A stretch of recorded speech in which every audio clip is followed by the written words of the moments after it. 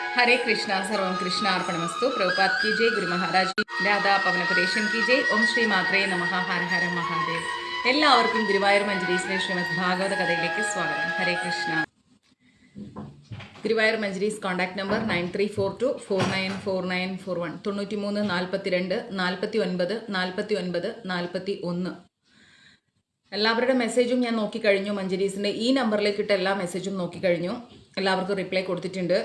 പിന്നെ മൂലം ഭാഗവതം എല്ലാവർക്കും കിട്ടിക്കഴിഞ്ഞു. ഇനി ആർക്കെങ്കിലും കിട്ടാത്തതുണ്ടെങ്കിൽ ദയവായി മഞ്ജരീസിൻ്റെ നമ്പറിലേക്ക് മെസ്സേജ് ഇട്ട് വെക്കാം. ദേവി മഹാത്മ്യം കിട്ടാത്തവരുണ്ടെങ്കിൽ മെസ്സേജ് ഇട്ട് വെക്കാം. പിന്നെ വേറെ വിശേഷമൊന്നുമില്ല. എല്ലാവരും സന്തോഷമായിട്ടിരിക്കുക, സമാധാനമായിട്ടിരിക്കുക. കേരളത്തിലെ മഴയൊക്കെ മാറിയെന്ന് വിചാരിക്കുന്നു. ഇപ്പം ഇവിടെ ഇന്നലെ കുറച്ച് മഴ പെയ്തു, ഇന്ന് കുറച്ച് മഴ പെയ്തു ചെന്നൈയിൽ. മറ്റ് വിശേഷങ്ങളൊന്നുമില്ല. വാവുബലി വരുന്നുണ്ട്. പിതൃസ്മരണാർത്ഥം എല്ലാവരും വാവുബലിക്ക് ബലിയിടാൻ ശ്രമിക്കാം. പിതൃക്കളുടെ അനുഗ്രഹം നമുക്ക് വളരെ ഇമ്പോർട്ടൻ്റ് ആണ്. നമ്മൾക്ക് മുമ്പേ ജീവിച്ചു പോയ നമ്മുടെ പൂർവികരാണ്. അവരെ മറന്ന് നമ്മൾ ജീവിക്കുമ്പോൾ നമുക്കൊരിക്കലും ജീവിതം ഒരു ശ്രേയസ്സായിട്ടുള്ള ഒരു അവസ്ഥയിലേക്ക് എത്തില്ല.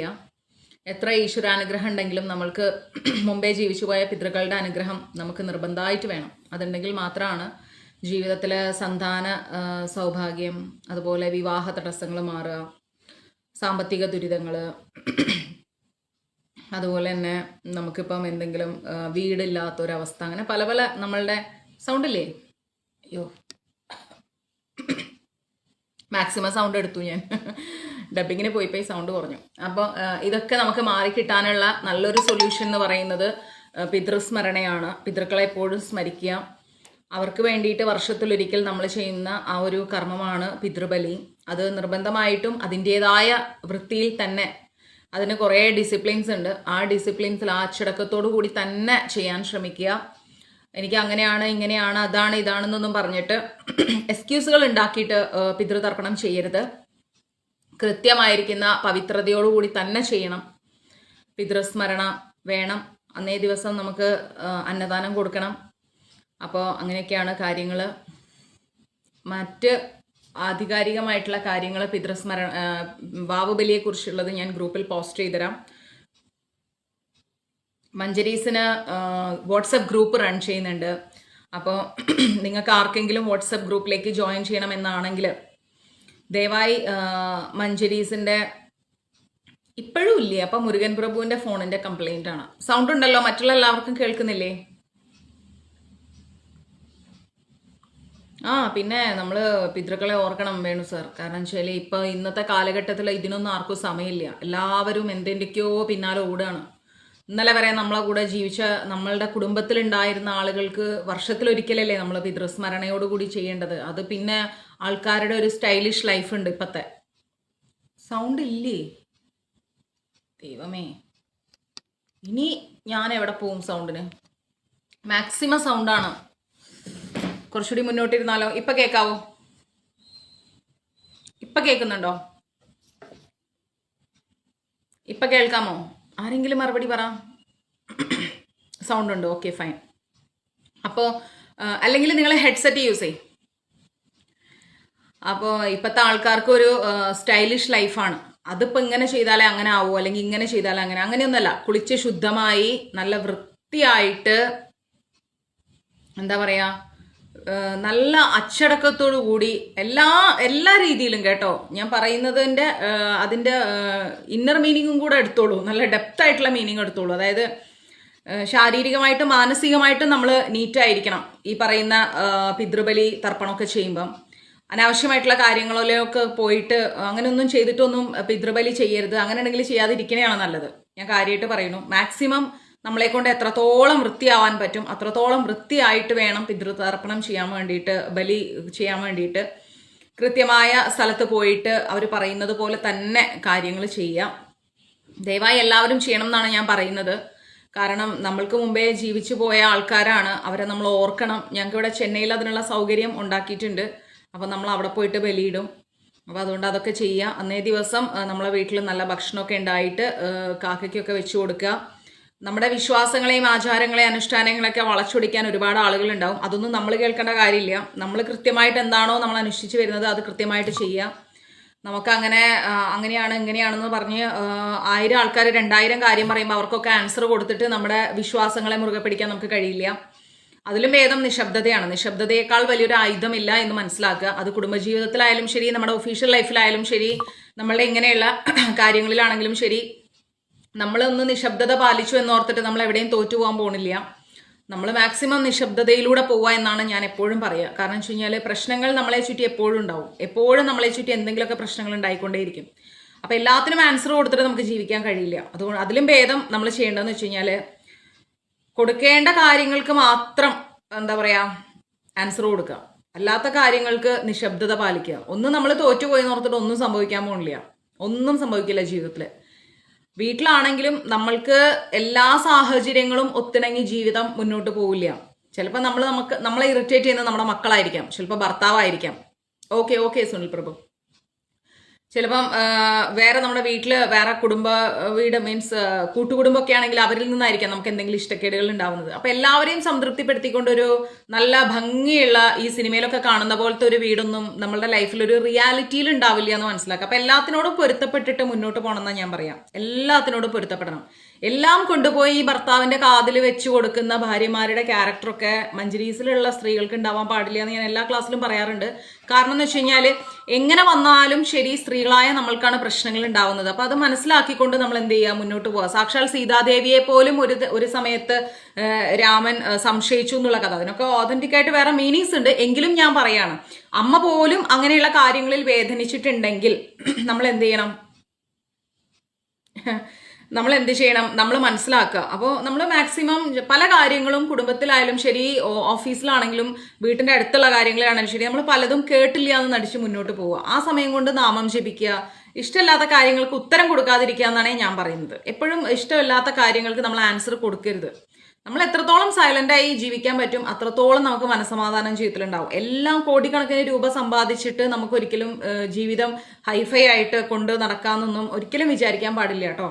കാരണം എത്രയോ കോടീശ്വരന്മാരുണ്ട്, ഒരുപാട് കോടീശ്വരന്മാർ ഈ ലോകത്തുണ്ട് അല്ലേ. അവർക്കൊക്കെ മനസ്സമാധാനം ഉണ്ടോന്ന് ചോദിച്ചാൽ നമ്മൾ നമ്മുടെ കണ്ണിലൂടെ കാണുമ്പോഴാണ് അവരുടെ ജീവിതം ഭംഗിയായിരിക്കുന്നത്. അത് നമ്മൾക്കില്ലാത്ത എന്തോ അവർക്കുണ്ട്. അപ്പൊ അതാണ് നമ്മൾ കാണുന്നത്. അതർവൈസ് നമ്മൾ മറ്റൊന്നും കാണുന്നില്ല. അവരെന്തെല്ലാം സ്ട്രെസ് അനുഭവിക്കുന്നു, അവർക്ക് എന്തെല്ലാം പ്രശ്നങ്ങളുണ്ട്, ഇതൊന്നും നമ്മൾ കാണുന്നില്ല. നമ്മൾക്കില്ലാത്ത എന്തോ ഒന്ന് അവരിലുണ്ട്. അപ്പൊ അവർ ഹാപ്പിയാണെന്നാണ് നമ്മൾ ഡിസൈഡ് ചെയ്യുന്നത്. പക്ഷെ കുഞ്ഞു വീട്ടിലാണെങ്കിലും കഞ്ഞി കുടിച്ചിട്ടാണെങ്കിലും പായൽ കിടന്നുറങ്ങുകയാണെങ്കിലും ഞാൻ പറയുന്നു, നമുക്ക് ജീവിതത്തിൽ ഏറ്റവും ആവശ്യം മനസ്സമാധാനമാണ്. ആ മനസ്സമാധാനം നമ്മൾ തന്നെ സ്വയം ഉണ്ടാക്കിയെടുക്കണം. അല്ലാണ്ട് ഒരിക്കലും നമ്മൾ ഒരുപാട് അവിടെ പോയി വഴിപാട് ചെയ്തിട്ടും ഇവിടെ പോയി വഴിപാട് ചെയ്തിട്ടും അങ്ങോട്ട് ഓടിയിട്ട് ഇങ്ങോട്ട് ഓടിയിട്ടൊന്നും മനസ്സമാധാനം ഉണ്ടാവില്ല. മനസ്സമാധാനം ഉണ്ടാവാനുള്ള ഏറ്റവും നല്ല വഴി എന്ന് പറയുന്നത് സൈലന്റ് ആയിട്ട് ജീവിക്കുക എന്നുള്ളതാണ്. ഓക്കെ, അപ്പൊ അതൊന്ന് ശ്രദ്ധിക്കണം. പിന്നെ കുറേ ദിവസമായി ഞാൻ ഇങ്ങനത്തെ ഒരു ടോക്ക് ക്ലാസ്സിൽ തന്നിട്ട്. നമസ്തേ ജിതേന്ദ്രൻ ചേട്ടാ, എൻ്റെ ചേട്ടനാണ് കേട്ടോ. Good evening. പിന്നെ മറ്റൊരു കാര്യം എന്ന് പറയാനുള്ളത്, ഇപ്പോൾ നമ്മൾ ഒരിക്കലും സമൂഹത്തിൽ ഒരാളെയും പണത്തിൻ്റെ അവർക്ക് അത്രയും പണമുണ്ട് അതുകൊണ്ട് അവർക്ക് അത്രയും റെസ്പെക്റ്റ് കൊടുക്കണം അങ്ങനെയുള്ള ഒരു വാല്യുവേഷൻ പാടില്ല. പണം കൊണ്ടല്ല നമ്മൾ ഒരാളെ അളക്കേണ്ടത്. പണം ഉള്ളവനും ഇല്ലാത്തവനും ഉണ്ടാവും. പക്ഷെ നമ്മൾ ഒരാളെ നമ്മൾ മനസ്സിലാക്കേണ്ടത് അവരുടെ സ്വഭാവം കൊണ്ടാണ്. അവർ എങ്ങനെയാണ് ഒരു വ്യക്തിയോട് പെരുമാറുന്നത്, അല്ലെ അവരുടെ മനസ്സിൽ ദയുണ്ടോ ധർമ്മമുണ്ടോ, ആ ഒരു ചിന്തയിൽ വേണം നമ്മൾ ഒരാളെ വാല്യൂ ചെയ്യാൻ. ഞാൻ എപ്പോഴും എൻ്റെ മുമ്പിൽ വരുന്ന, ഇപ്പം നിങ്ങൾക്കറിയാം ഞാൻ ഫിലിം ഇൻഡസ്ട്രിയിൽ വർക്ക് ചെയ്യുമ്പം അവിടെ ഞാൻ പ്രൊഡ്യൂസർ മുതൽ എന്താ പറയുക പ്രൊഡക്ഷൻ്റെ സൈഡിൽ പാത്രം കഴുകുന്ന അമ്മമാരെ വരെ ഞാൻ കാണാറുണ്ട് അല്ലേ. പ്രൊഡ്യൂസറാണ് ആ ഫിലിം ഇൻഡസ്ട്രിയിൽ ഇപ്പോൾ സീരിയലായാലും സിനിമയായാലും ശരി അവരാണ് ഫണ്ട് കൊടുക്കുന്നത്, അതായത് കോടിക്കണക്കിന് രൂപ. അപ്പം ഓക്കെ മാം, കോടിക്കണക്കിന് രൂപ അവരാണ് ഇറക്കുന്നത്. ഈ പാത്രം കഴുകാൻ വരുന്ന ചേച്ചിയായിരിക്കും ഒരുപക്ഷെ അവിടെ ഏറ്റവും എന്താ പറയാ താഴെ നിൽക്കുന്ന ഒരാളെന്ന് പറയുന്നത്. അപ്പോൾ പ്രൊഡ്യൂസർ മുതൽ പാത്രം കഴുകാൻ വരുന്ന ആളെ വരെ നമ്മളൊരു സെറ്റിൽ കാണുന്നുണ്ടെങ്കിൽ അതിൻ്റെ ഇടയ്ക്കൊക്കെ ഓരോരോ തട്ടിലുള്ള ആളുകളുണ്ട്. നമ്മളെ പോലുള്ള ആർട്ടിസ്റ്റുകളുണ്ട്, ഡയറക്ടറുണ്ട്, കോ ഡയറക്ടേഴ്സ് ഉണ്ട്, എല്ലാ ആൾക്കാരും അവിടെ വർക്ക് ചെയ്യുന്നുണ്ട്, ലൈറ്റ്സ് സൗണ്ട്സ് എല്ലാം ഉണ്ട്. അപ്പോൾ നമ്മൾ പ്രൊഡ്യൂസർക്ക് ഒരു റെസ്പെക്റ്റ്, താഴെ പാത്രം കഴുകുന്ന അക്കയ്ക്ക് ഒരു റെസ്പെക്റ്റ്, അങ്ങനെയല്ല. അവരെല്ലാവരും മനുഷ്യരാണ്. അദ്ദേഹത്തിന്റെ കയ്യിൽ പണമുള്ളത് കൊണ്ട് ഇത്ര ആളുകൾ ജീവിച്ചു പോകുന്നു. ഇത്ര ആളുകളുടെ സപ്പോർട്ട് ഉള്ളതുകൊണ്ട് അദ്ദേഹത്തിന് പണം വരുന്നു. അതാണ് നമ്മൾ മനസ്സിലാക്കേണ്ടത്. രണ്ടും ഒരേപോലെയാണ് അങ്ങോട്ടും ഇങ്ങോട്ടും ഫ്ലോ ഉണ്ടാവുന്നത്, അല്ലെ? പ്രൊഡ്യൂസർ പണം ഇറക്കുന്നതുകൊണ്ടാണ് ഞങ്ങളെ പോലുള്ള ആർട്ടിസ്റ്റുകൾ മുതൽ എല്ലാവർക്കും എന്ത് കിട്ടുന്നത്, പൈസ കിട്ടുന്നത്, വരുമാനം വരുന്നത്, ഞങ്ങളെല്ലാം ജീവിക്കുന്നത്. പാത്രം കഴുകുന്ന ചേച്ചി അടക്കം പാത്രം കഴുകിക്കഴിഞ്ഞാൽ ഈ പ്രൊഡ്യൂസറാണ് ശമ്പളം കൊടുക്കുന്നത്. കറക്റ്റ് അല്ലേ? എന്നാൽ ഞങ്ങൾ എല്ലാവരും ഞങ്ങളുടെ ജോലി തുല്യമായി കൃത്യമായി നിഷ്ഠയോടുകൂടി ചെയ്യുന്നത് കൊണ്ടാണ് എന്ത് സംഭവിക്കുന്നത്, അദ്ദേഹത്തിന് ഈസി ആയിട്ട് അടുത്ത പ്രൊജക്റ്റിലേക്ക് പോകാൻ സാധിക്കുന്നത്. അപ്പോൾ അതുകൊണ്ട് തന്നെ എല്ലാവരും തുല്യരാണ്. പണത്തിന്റെ കാര്യത്തിലല്ല നമ്മൾ ഒരിക്കലും ഒരാളെയും വാല്യൂ ചെയ്യേണ്ടത്. അയാൾക്ക് അത്ര ശമ്പളം ഉണ്ടല്ലേ, അയാൾ ഗൾഫുകാരനാണ്, അയാൾ അമേരിക്കക്കാരനാണ്, അതുകൊണ്ട് അയാൾ വലിയ സ്ഥാനത്താണ്, അങ്ങനെയുള്ള ഒരു വാല്യുവേഷൻ വേണ്ടാന്നേ ഞാൻ പറയും. മനുഷ്യനെ മനുഷ്യനായി കാണാം. ജാതിയുടെയോ മതത്തിന്റെയോ അല്ലെങ്കിൽ സാമ്പത്തികത്തിന്റെയോ പേരിൽ ഒരിക്കലും മനുഷ്യനെ വേർതിരിക്കരുത്. അത് ഭഗവാൻ ഇഷ്ടമല്ല. സാക്ഷാൽ അഖിലകോടി ബ്രഹ്മാണ്ഡ നായകനായിരിക്കുന്ന ആ പരമദിവ്യോത്തമ പുരുഷൻ കൃഷ്ണൻ പോലും നമ്മളിൽ ഒരാളായിട്ടാണ് കൃഷ്ണൻ വന്നത്, അല്ലെ? നമ്മളിൽ ഒരാളായിട്ട് ഒരു സാധാരണ കുഞ്ഞു ഒരു വീട്ടിൽ ചെയ്യുന്ന എല്ലാ ലീലകളും ഭഗവാൻ ചെയ്തിട്ടുണ്ടായിരുന്നു. അതിൽ നിന്ന് സുഖം സുഷാ മാതാജി, അതിൽ നിന്നുകൊണ്ടാണ് ആ പരമദിവ്യോത്തമ പുരുഷൻ, സകല ബ്രഹ്മാണ്ടങ്ങൾക്കും അധിപനാണ് അദ്ദേഹം. എന്നിട്ട് അദ്ദേഹം ഒരു എന്താ പറയാ, പശുക്കളെ മേയ്ക്കാൻ നടന്നു, ഗോപികമാരുടെ കൂടെ കളിച്ചിരിച്ചു, വെണ്ണ മോഷ്ടിച്ചു, നമ്മളെ സന്തോഷിപ്പിക്കാനും നമ്മൾക്ക് ആനന്ദം നൽകാനും നമ്മളിൽ ഒരാളായിക്കൊണ്ട് ഭഗവാൻ നമ്മളോട് ഇടപെട്ടിട്ടുണ്ടെങ്കിൽ നമ്മളും എപ്പോഴും അങ്ങനെ ആയിരിക്കണം എന്നാണ് ഞാൻ പറയാം. ഒരിക്കലും വലിയൊരു നിലയിലാണ് അല്ലെങ്കിൽ വലിയ സംഭവമാണെന്നുള്ള ഒരു ചിന്തയും വേണ്ട. ലാളിത്യത്തോടു കൂടി ജീവിച്ച് മുന്നേറുക, അതാണ് വേണ്ടത്. ആ മുന്നേറ്റത്തിൽ പോലും നമ്മൾ എന്ത് ചെയ്യരുത്, പണം കൊണ്ട് വാല്യുവേഷൻ ചെയ്യരുത്, അല്ലെ പ്രശസ്തി കൊണ്ട് വാല്യുവേഷൻ ചെയ്യരുത്. നമ്മൾ എന്താ ചെയ്യേണ്ടത്, അവരോട് എപ്പോഴും നമ്മൾ വരുമ്പം നമ്മൾ നമ്മുടെ പിന്നിൽ ആരൊക്കെ ഉണ്ടായിരുന്നോ, ആരൊക്കെയാണോ നമ്മളെ കയറ്റി വിട്ടത്, അല്ലെങ്കിൽ നമ്മളോട് ഇത്ര കാലം നമ്മൾ ആരൊക്കെ സഹായിച്ചു, അല്ലെങ്കിൽ നമുക്കൊരു ഗ്ലാസ് വെള്ളം തന്ന വ്യക്തികളുണ്ടെങ്കിൽ അവരെ പോലും നമ്മൾ മറക്കാൻ പാടില്ല, ഒരിക്കലും മറക്കാൻ പാടില്ല. അവരോട് നമ്മൾ വീണ്ടും അതേ സ്നേഹത്തോടെ ഇടപെടുക. ഇപ്പോൾ ഒരു ടോക്ക് പറയുകയാണെങ്കിൽ, പറയാൻ പാടില്ല എങ്കിലും പറയാണ്, ഞാൻ ലാസ്റ്റ് ടൈം മൂകാംബിക പോയപ്പം എൻ്റെ കൂടെ ഫസ്റ്റ് സ്റ്റാൻഡേർഡ് മുതൽ 10th വരെ പഠിച്ച എൻ്റെ സുഹൃത്ത്, അപ്പോൾ എൻ്റെ ഓർമ്മയിൽ എന്നും നിൽക്കുന്ന ഒരു കാര്യമുണ്ട്. എന്താണെന്ന് വെച്ച് കഴിഞ്ഞാൽ, ഞങ്ങളൊരു 7ാം ക്ലാസ്സിലോ മറ്റോ പഠിക്കുമ്പം, ദബി ലൈവിലുണ്ടോയെന്ന് അറിയില്ല, 7ലോ മറ്റോ പഠിക്കുമ്പം പെട്ടെന്ന് ഞങ്ങളുടെ സ്കൂളിലെ സിസ്റ്റർ വന്നിട്ട് പറഞ്ഞു, നിങ്ങളുടെ ക്ലാസ്സിലെ ദബീനയ്ക്ക് വയറുവേദനയായിട്ട് ഇന്നലെ ഉച്ചയ്ക്ക് ശേഷം ക്ലാസ്സിൽ നിന്ന് പോയല്ലോ. അതെ എന്ന് പറഞ്ഞു. അപ്പോൾ അപ്രന്റീസൈറ്റീസ് ആയിരുന്നു. അപ്പോൾ അവർക്ക് ഇങ്ങനെ സർജറി ഉണ്ട് ആ കുട്ടിക്ക്. അപ്പോൾ എല്ലാവരും ഒരു നിമിഷം എഴുന്നേറ്റ് നിന്ന് പ്രാർത്ഥിക്കണം എന്ന് പറഞ്ഞു. അപ്പോൾ ഞങ്ങൾക്ക് മനസ്സിലാവുന്നില്ല എന്താ അസുഖം എന്നുള്ളത്. അപ്പോൾ സിസ്റ്റർ പറയാണ്, നമ്മൾ കഴിക്കുന്ന ഭക്ഷണത്തിൽ കുറേ കല്ല്, വേസ്റ്റ്, അത് ഇത് അങ്ങനെ എന്തെങ്കിലുമൊക്കെ ഉണ്ടെങ്കിൽ അതെല്ലാം അടിഞ്ഞു കൂടിയിട്ടുള്ള ഒരു ബാഗ്, അത് കളക്ട് ചെയ്യാനുള്ള ഒരു ബാഗ് നമ്മുടെ ശരീരത്തിൻ്റെ ഉള്ളിലുണ്ട്. അന്ന് പറഞ്ഞതാണ് കേട്ടോ. അപ്പോൾ അത് ക്ലീൻ ചെയ്യാനും അത് ഫില്ലായിട്ടുള്ള ഒരു പ്രശ്നം കൊണ്ടുണ്ടായിരിക്കുന്ന ഒരു സ്റ്റൊമക് പെയിൻ ആണ്. അപ്പോൾ അത് അന്നൊക്കെ കുറച്ചും കൂടി കോംപ്ലിക്കേഷൻ ആണല്ലോ ഈ പറയുന്ന ഇങ്ങനെയുള്ള സർജറി എന്നൊക്കെ പറയുന്നത്. അപ്പം എല്ലാവരും പ്രാർത്ഥിക്കണം എന്ന് പറഞ്ഞു. ശരിക്കും പറഞ്ഞാൽ നമ്മളൊന്നും അറിയുന്നില്ല, പക്ഷെ എന്നാലും എഴുന്നേറ്റ് നിന്ന് ഞാനങ്ങ് അതെ ദബീന ഉണ്ട് ലൈവിൽ, ഞാൻ ദബീനയ്ക്ക് വേണ്ടി ഭയങ്കരമായിട്ട് പ്രാർത്ഥിച്ചു. അപ്പം ഞങ്ങൾ പഠിക്കുന്നത് ക്രിസ്ത്യൻ സ്കൂളിലാണ്. സ്വാഭാവികമായിട്ട് നമുക്ക് ക്രിസ്തുവിനോട്, യേശു ക്രിസ്തുവിനോട് ഭയങ്കര അറ്റാച്ച്മെൻ്റ് ആണ്, മാതാവിനോട് അറ്റാച്ച്മെൻ്റ് ആണ്. അപ്പം ഞാൻ ശരിക്കും പ്രാർത്ഥിക്കണം, അയ്യോ പാവം ദബീന, അവൾക്ക് വേദനിക്കാൻ പാടില്ല, അയ്യോ അവൾക്ക് എത്രയും പെട്ടെന്ന് അവൾ തിരിച്ചു തരണം കർത്താവെ, അവൾക്ക് ഒരു പ്രശ്നം ഉണ്ടാവരുത് എന്നൊക്കെ പറഞ്ഞിട്ട് ഉച്ചയായപ്പോഴത്തേക്കും ഞങ്ങൾ വേറെ ഫ്രണ്ട്സ് എല്ലാവരും കൂടെ ചെന്നിട്ട് നേരെ പള്ളിയിൽ പോയിട്ട് പ്രാർത്ഥിക്കുകയാണ്. പള്ളിയിൽ ചെന്ന് അവിടെ പ്രാർത്ഥിക്കുന്നു, മുട്ടുകുത്തി പ്രാർത്ഥിക്കുന്നു, മാതാവിനോട് പ്രാർത്ഥിക്കുന്നു. പിന്നെ ദബീനയുടെ ന്യൂസ് എന്തെങ്കിലും അപ്ഡേഷൻസ് അറിയാൻ വേണ്ടിയിട്ട് ഇങ്ങനെ വെയിറ്റ് ചെയ്തിരിക്കും. അപ്പോൾ നെക്സ്റ്റ് ഡേ ആയപ്പോഴത്തേക്ക് സിസ്റ്റർ വന്നിട്ട് പറഞ്ഞു, ദബീനയുടെ സർജറി ഒക്കെ കഴിഞ്ഞു, എല്ലാവരും ദൈവത്തിനോട് നന്ദി പറയാം. കാരണം അങ്ങനെയാണ് ക്രിസ്ത്യൻ ഒരു ഇതങ്ങനെയാണ്, അവർ നന്ദി പറയാനൊക്കെ നമ്മളെ പഠിപ്പിക്കും, നന്ദി പറയുക എന്ന് പറയും. അപ്പം ഞാൻ വേഗം അയ്യോ കർത്താവേ ഒത്തിരി നന്ദി, ദബീനയ്ക്ക് വേദനയൊന്നും ഉണ്ടാവരുത് എന്നൊക്കെ അന്ന് ഞാൻ ആ പ്രാർത്ഥിച്ചത് എൻ്റെ മനസ്സിൽ പിന്നെ എന്നും കിടപ്പുണ്ടേ. അങ്ങനെ ഞങ്ങൾ 10th ഒക്കെ കഴിഞ്ഞ് ഞങ്ങൾ സെപ്പറേറ്റ് ആയി. പക്ഷെ ഇവിടെ ഒരു കാര്യം എന്ന് വെച്ച് കഴിഞ്ഞാൽ, ഞാൻ ആദ്യമായിട്ട് റെഡ് കളർ ചോറ് കഴിക്കുന്നത് ദബീനയുടെ ലഞ്ച് ബോക്സ് എന്നാണ്. അതായത് ദബീനയുടെ അമ്മ ബീട്രൂട്ട് വാങ്ങിയിട്ട് അതിങ്ങനെ കട്ട് ചെയ്ത് ലഞ്ച് ബോക്സിന്റെ മുകളിൽ ഇങ്ങനെ വെച്ചു കൊടുക്കും. അപ്പോൾ ഉച്ചയാകുമ്പോഴേക്കും ഈ ലഞ്ച് ബോക്സിലെ ചോറെല്ലാം കൂടെ ഇങ്ങനെ റെഡ് കളറാവും. അപ്പോൾ എനിക്ക് ഈ റെഡ് കളർ ചോറുണ്ടാൻ വലിയ ഇഷ്ടമാണ്. അവൾ ഓർക്കുന്നുണ്ടോയെന്ന് പോലും അറിയില്ല. അപ്പോൾ ഈ ചോറ് എന്ത് ചെയ്യുന്ന വെച്ച് കഴിഞ്ഞാൽ ലഞ്ച് ബോക്സിന്റെ മൂടിയിലേക്ക് ഇവൾ വാരി വെക്കും. അപ്പം ഞാൻ വേഗം പോയിട്ട് അതെടുത്തിട്ട് ഞാൻ കഴിക്കും.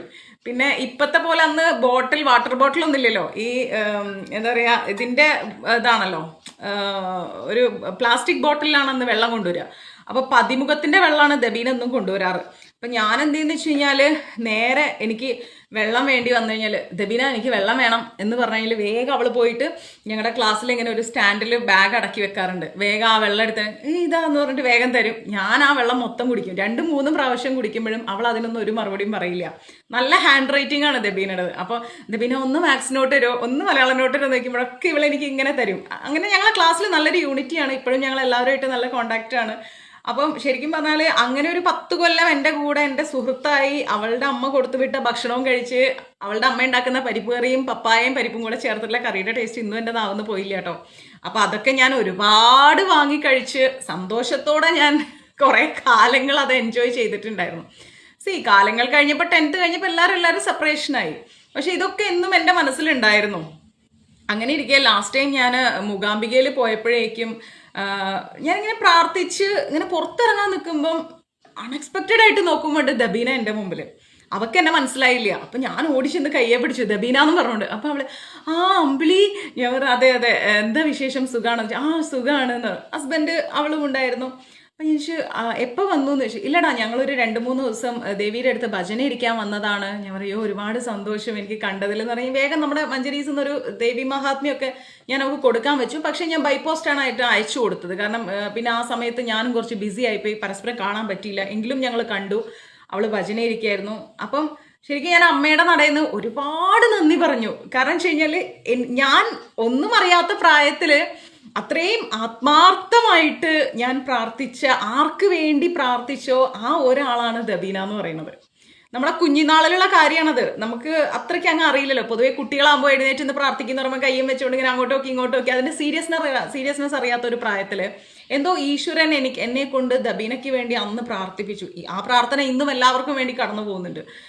പക്ഷെ അതുകൊണ്ടായിരിക്കാം, അല്ലെങ്കിൽ അവൾ തന്ന അത്രയും ഭക്ഷണം, അവളെ നോട്ട്സ്, അവൾ തന്ന വെള്ളം, അതൊന്നും ജീവിതത്തിൽ ഒരിക്കലും നമുക്ക് പകരം വെക്കാനില്ലാത്ത കാര്യങ്ങളാണ്. ഞാനിനി അവൾക്ക് എന്ത് ലൈഫിൽ ചെയ്തു കൊടുത്തു കഴിഞ്ഞാലും ശരി, ആ ഒരു പരിപ്പിൻ്റെയും പപ്പായയുടെയും കറിയും അല്ലെങ്കിൽ ആ കുടിച്ച പതിമുഖം വെള്ളവും അല്ലെങ്കിൽ എന്താ പറയുക ആ ബീട്രൂട്ട് തോരനും ചോറും അല്ലെങ്കിൽ ഹീറോ പെന്നിലാണ് ഞങ്ങൾ എഴുതാറ്.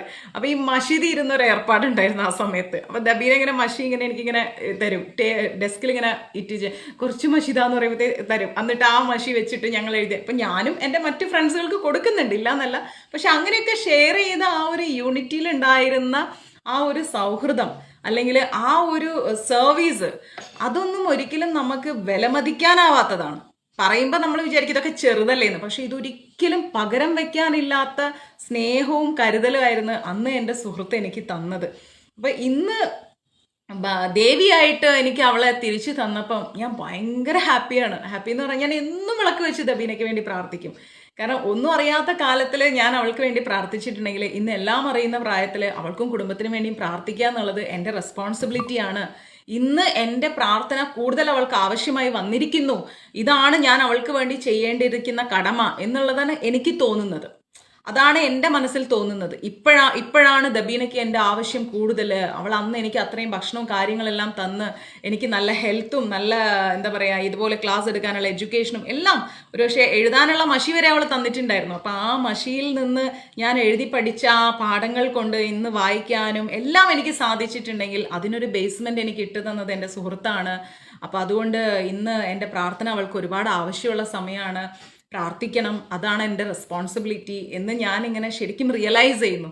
സോ ഈ ജന്മം മുഴുവൻ പ്രാർത്ഥിച്ചാൽ പോലും ഒരിക്കലും അവൾ ചെയ്തു തന്നതിനൊന്നും പരിധി ഉണ്ടാവില്ല. അങ്ങനെ നിരവധി സുഹൃത്തുക്കൾ എനിക്കുണ്ട്, ഓർക്കാനും ചേർത്ത് പിടിക്കാനും ഒക്കെ. അപ്പം നമ്മളെപ്പോഴും കഴിഞ്ഞ കാലങ്ങളിലല്ലേ നമ്മൾ വന്ന വഴികളിലുള്ള സൗഹൃദങ്ങൾ, ബന്ധങ്ങൾ, അവർ നമ്മൾക്ക് ചെയ്തു തന്ന കാര്യങ്ങൾ ഒരിക്കലും മറക്കാതിരിക്കുക, ചേർത്ത് പിടിക്കുക, ബന്ധങ്ങൾക്ക് മൂല്യം കൊടുക്കുക. ഇത് മാത്രമേ ഈ ജന്മത്തിൽ നമുക്ക് ഉണ്ടാവൂ. അതർവൈസ് നമ്മൾ സമ്പാദിക്കുന്ന പണം കൊണ്ടൊന്നും നമുക്ക് ഒന്നും നേടാൻ പറ്റില്ല എന്ന് ആദ്യം തിരിച്ചറിയാം. പബ്ലിക്കായിട്ട് പറയാൻ പാടില്ല എങ്കിലും പറയാണ്, കോൺഫിഡൻറ്റ് ഗ്രൂപ്പിൻ്റെ ഓണർക്ക് നിങ്ങൾക്കറിയാം കോടികൾ അദ്ദേഹം ഉണ്ടാക്കിയിട്ടുണ്ട്. പക്ഷേ അദ്ദേഹത്തിൻ്റെ മരണം എന്ന് പറയുന്നത് എങ്ങനെയായിരുന്നു എന്ന് നമ്മളെല്ലാവരും ന്യൂസിൽ കണ്ടു. അപ്പം അത്രേ ഉള്ളൂ ഒരു മനുഷ്യൻ സമ്പാദിക്കുന്ന പണത്തിനുള്ള വാല്യൂ. ഒന്നും കൊണ്ടുപോകാതെ അദ്ദേഹം അതെല്ലാം ഇവിടെ ഉപേക്ഷിച്ചിട്ട് അദ്ദേഹം പോയി അല്ലേ. നമ്മൾ എന്താ പറയുക അതെ, തീർച്ചയായിട്ടും. നമ്മൾ ഒരിക്കലും ആ പണമോ കാര്യങ്ങളോ ഒന്നും നമ്മൾ ഈ ലോകത്തുനിന്ന് കൊണ്ടുപോകുന്നില്ല. ഒരുപക്ഷെ ആ മരണം സംഭവിക്കാതിരിക്കാൻ വേണ്ടി അദ്ദേഹം സമ്പാദിച്ച പണം കൊണ്ട് പോലും അദ്ദേഹത്തിന് ആ ഒരു സൂയിസൈഡ് ആയിരിക്കുന്ന, അല്ലെങ്കിൽ ആ ഒരു മരണം അദ്ദേഹത്തിന് ഓവർകം ചെയ്യാൻ പറ്റിയിട്ടില്ല. അദ്ദേഹം സമ്പാദിച്ച പണം കൊണ്ട് പോലും പറ്റിയിട്ടില്ല. കോൺഫിഡന്റ് ഗ്രൂപ്പിന്റെ MD എന്നുള്ള ആ ഒരു പേര് കൊണ്ടും അദ്ദേഹത്തിന് സാധിച്ചില്ല. വട്ടവർ എന്തോ അതിൽ നടന്നു, നമുക്കറിയില്ല എക്സാക്ട് എന്താണെന്ന്. എന്തായാലും ശരി, നമ്മൾ ഈ ലോകത്ത് എന്താണോ ചെയ്യുന്ന നന്മ, അല്ലെങ്കിൽ ഒരു എത്രത്തോളം നന്നായിട്ടാണോ നമ്മൾ ഈ ലോകത്ത് ജീവിക്കുന്നത്, എത്രത്തോളം മറ്റുള്ളവർക്ക് നമ്മൾ നല്ല കാര്യങ്ങൾ ചെയ്യുന്നു, എത്രത്തോളം സ്നേഹമായിട്ടിരിക്കുന്നു, അത് മാത്രമേ ആയിരിക്കും നമ്മുടെ സമ്പാദ്യം. അത്രയായിരിക്കും നമ്മുടെ സമ്പാദ്യം. മറ്റൊന്നും നമ്മുടെ സമ്പാദ്യം ആയിരിക്കില്ല. അതുകൊണ്ട് ലളിതമായ ജീവിതം നയിക്കുക. നമ്മൾ നമ്മുടെ ജീവിതത്തിന്റെ എക്സ്പെൻസുകൾ ഒരു 10 രൂപ കുറച്ചു കഴിഞ്ഞാൽ ആ 10 രൂപ നാളെ മറ്റൊരുത്തന്റെ ജീവിതത്തിൽ ഒരു എന്താ പറയുക ബേസ്മെന്റ് ആയിരിക്കും, അല്ലെങ്കിൽ അവനൊരു നേരത്തെ ഭക്ഷണമായിരിക്കും എന്ന് ചിന്തിക്കുക. അനാവശ്യമായിട്ട് പണം കളയാതിരിക്കുക. അതുപോലെ നമ്മൾ കരുതുന്ന 1 രൂപ കൊണ്ട് മറ്റൊരാൾക്ക് ഒരു പക്ഷെ ഒരു എഡ്യൂക്കേഷൻ കൊടുക്കാൻ പറ്റും, അല്ലെങ്കിൽ അവനൊരു മരുന്ന് കൊടുക്കാൻ പറ്റും, അല്ലെങ്കിൽ ഒരു ഭക്ഷണം കൊടുക്കാൻ പറ്റും, ഒരു ഗ്ലാസ് വെള്ളം കൊടുക്കാൻ പറ്റും. എങ്കിൽ നമ്മൾ കളയുന്ന, അല്ലെങ്കിൽ നമ്മൾ അനാവശ്യമായിട്ട് നമ്മൾ വാങ്ങിക്കൂട്ടുന്ന പല സാധനങ്ങളുടെയും ചെലവ് കുറച്ചാൽ ഒരാൾക്ക് അത് ജീവിതം കയ്യിൽ കൊടുക്കുമെങ്കിൽ, അല്ലെങ്കിൽ അവന്റെ വിശപ്പ് മാറുമെങ്കിൽ, അവനൊരു വസ്ത്രം കിട്ടുമെങ്കിൽ അതിനേക്കാൾ വലിയൊരു ഭക്തി ഇല്ല എന്നാണ് ഞാൻ വിശ്വസിക്കുന്നത്. സത്യമായിട്ട് ഞാൻ അങ്ങനെ വിശ്വസിക്കുന്ന ഒരാളാണ്. കാരണം എന്നെയും ദബീനേനെയും എല്ലാം വാർത്തെടുത്ത ഞങ്ങളുടെ സ്കൂളാണ് അതിന് reason. Saint Michael's girls higher secondary school, Calicut. So അവിടെ ഞങ്ങളെ പഠിപ്പിച്ചത് പോലും ട്രൂ ലവ് സർവീസ് എന്നാണ്. സത്യത്തിൽ അന്നൊക്കെ അത് മോറൽ സയൻസ് ക്ലാസ്സിൽ എഴുതുന്ന സമയത്ത് നമ്മുടെ സ്കൂളിന്റെ എന്താന്ന് പറയുമ്പോൾ ട്രൂ ലവ് സർവീസ്, സത്യം, സ്നേഹം, സേവനം, ഇങ്ങനെ എഴുതി പോകുമ്പോൾ അതിന്റെ അന്തരാർത്ഥം എന്താണെന്ന് പോലും അറിയാതെയാണ് ഞങ്ങൾ പരീക്ഷയ്ക്ക് മാർക്കിന് വേണ്ടിയിട്ട് ഞങ്ങൾ എഴുതിയത്. Thank you Dabeena, thank you so much. Wish you the same dear. അപ്പം ഒന്നും അറിയാതെയാണ് ഞങ്ങൾ അത് എഴുതിപ്പോയത്. പക്ഷേ ഇന്ന് ഞാനായാലും ദബി ആയാലും ഞങ്ങളുടെ മറ്റു കൂട്ടുകാരായാലും ഈ പൊസിഷനിൽ ഞങ്ങൾ നിൽക്കുമ്പം ഞങ്ങൾ റിയലൈസ് ചെയ്യുന്നു, ഞങ്ങളെ കൊണ്ട് അന്ന് ഞങ്ങളുടെ ഓരോ ക്ലാസ് ടീച്ചേഴ്സും ഓരോ സിസ്റ്റേഴ്സും ഞങ്ങളെ കൊണ്ട് എഴുതിച്ച ആ ട്രൂ ലവ് സർവീസ്, സത്യം, ധർമ്മം, അല്ലെങ്കിൽ സത്യം, സ്നേഹം, സേവനം എന്നുള്ള ആ 3 വാക്കിന് ഭയങ്കരമായ അർത്ഥമുണ്ട്. ആ ഒരു വാക്കിൽ നിന്നാണ് ശരിക്കും പറഞ്ഞാൽ മഞ്ജരീസ് എന്ന് പറയുന്ന ഒരു പ്രസ്ഥാനം തന്നെ ഉണ്ടായതും നമ്മളെല്ലാവരും ഒരുമിച്ചതും, അല്ലെ? True love service. അപ്പം അതുകൊണ്ട് എപ്പോഴും ജീവിതത്തിൽ നമ്മൾ എന്ത് ചെയ്യണം? നമ്മൾ ചേർത്ത് പിടിക്കുക, എല്ലാവരെയും ചേർത്ത് പിടിക്കുക, നമ്മളെ കൊണ്ട് ആവുന്ന കാര്യങ്ങൾ ചെയ്യുക. നമ്മൾ ചിരിക്കുമ്പം നമ്മൾക്കൊപ്പമുള്ളവരും ഒന്ന് ചിരിക്കാൻ നമ്മളൊരു അവസരമായി മാറുക. നമ്മൾ കാരണം ഒരാൾ കരയാതിരിക്കുക, അല്ലെങ്കിൽ ഒരാൾ നമ്മുടെ മുമ്പിൽ ഇരുന്ന് കരയുമ്പം അവൻ്റെ കണ്ണീര് കണ്ടിട്ട് കാണാത്ത പോലെ പോകാതിരിക്കുക. അതൊന്നും ചെയ്യരുത്. നമ്മൾ കഴിക്കുന്നുണ്ടെങ്കിൽ അടുത്തുള്ളവനും കഴിക്കുക. ഈ ലോകം മുഴുവൻ ഒരു പക്ഷേ നമുക്ക് നന്നാക്കാൻ പറ്റില്ല, എങ്കിലും ഈ ലോകത്തുള്ള കോടിക്കണക്കിന് ജനങ്ങളിൽ ഒരാളുടെ വിശപ്പ് നമുക്ക് മാറ്റാൻ സാധിച്ചാൽ അതിനേക്കാൾ വലിയ പുണ്യമില്ല എന്നാണ് ഞാൻ മനസ്സിലാക്കുന്നത്. സോ അതുകൊണ്ട് നമ്മുടെ ജീവിതത്തിൽ എപ്പോഴും ഡിസിപ്ലിൻ കീപ്പ് ചെയ്യണം, അച്ചടക്കം വേണം. സ്വയം ആലോചിക്കുക ഇരുന്നിട്ട്, ഞാൻ എന്താണ് എൻ്റെ ഈ ജന്മം കൊണ്ട് ആർക്കാണ് ഉപകാരമുള്ളത്, എന്തിനു വേണ്ടിയിട്ടാണ് ഞാൻ ഈ ലോകത്ത് വന്നിരിക്കുന്നത്, ഞാൻ എന്താണ് ചെയ്തുകൊണ്ടിരുന്നത്, ഇന്ന് ഞാൻ എന്ത് ചെയ്യുന്നു, ഞാൻ എത്രമാത്രം ദേഷ്യപ്പെടുന്നു ഒരു ദിവസം, എൻ്റെ വാക്കുകൾ കൊണ്ട് ആരൊക്കെ വേദനിക്കുന്നു, ഞാൻ ആരോടൊക്കെ വൈരാഗ്യം കാണിക്കുന്നു, ആരോടൊക്കെ ഞാൻ വിദ്വേഷം കാണിക്കുന്നു. ഒരുപാട് ഗീതയും ഭാഗവതവും മഹാഭാരതവും എല്ലാം നമ്മൾ പഠിച്ചിട്ട് കാര്യമില്ല. നമ്മൾ കുറേ മനസ്സിലായി ഒരുപാട് കാര്യങ്ങൾ മനസ്സിലാക്കുക. എന്താ മനസ്സിലാക്കേണ്ടതെന്ന് വെച്ചാൽ, എൻ്റെ ജന്മം കൊണ്ട്, എൻ്റെ ജീവിതം കൊണ്ട് ആർക്കെങ്കിലും ഉപകാരമുണ്ടോ? ഞാൻ കാരണം ഒരാളെങ്കിലും സന്തോഷിക്കുന്നുണ്ടോ? ഇനി എത്ര കാലം ഞാൻ ഈ ഭൂമിയിലുണ്ട്, ആ കാലങ്ങളിൽ ഞാൻ ഒരാളുടെ ഹൃദയത്തിലെങ്കിലും ഞാൻ നന്നായിരിക്കണ്ടേ എന്ന് സ്വയം ചിന്തിച്ചുകൊണ്ട് മറ്റൊരാൾക്ക് താങ്ങായും തണലായും മാറാൻ ശ്രമിക്കുക. That is Krishna consciousness. കൃഷ്ണാവബോധം എന്ന് പറയുന്നത് അതാണ്. ആ കൃഷ്ണാവബോധത്തിൽ ഭഗവാനെ നമ്മൾ ചേർത്ത് പിടിച്ചുകൊണ്ട് പോവുക. ഓക്കെ, റെഡിയാണല്ലോ? അപ്പോൾ നമുക്ക് ശ്രീമദ് ഭാഗവതത്തിൻ്റെ 3-ാമത്തെ അധ്യായത്തിലേക്ക് പോകാം. 3-ാമത്തെ അധ്യായത്തിൽ നമ്മൾ പഠിക്കാൻ പോകുന്നത് കൃഷ്ണാവതാരമാണ്. കൃഷ്ണാവതാരം എന്ന് പറഞ്ഞു കഴിഞ്ഞാൽ ഭഗവത്ഗീതയിൽ പറഞ്ഞിരിക്കുന്നത് പോലെ തൻ്റെ രൂപം, ജനനം, പ്രവർത്തികൾ, അതായത് ഭഗവാന്റെ രൂപമാവട്ടെ, ഭഗവാന്റെ ജനനമാവട്ടെ, ഭഗവാന്റെ പ്രവൃത്തിയാവട്ടെ, ഇതെല്ലാം അതീന്ദ്രിയമാണ്.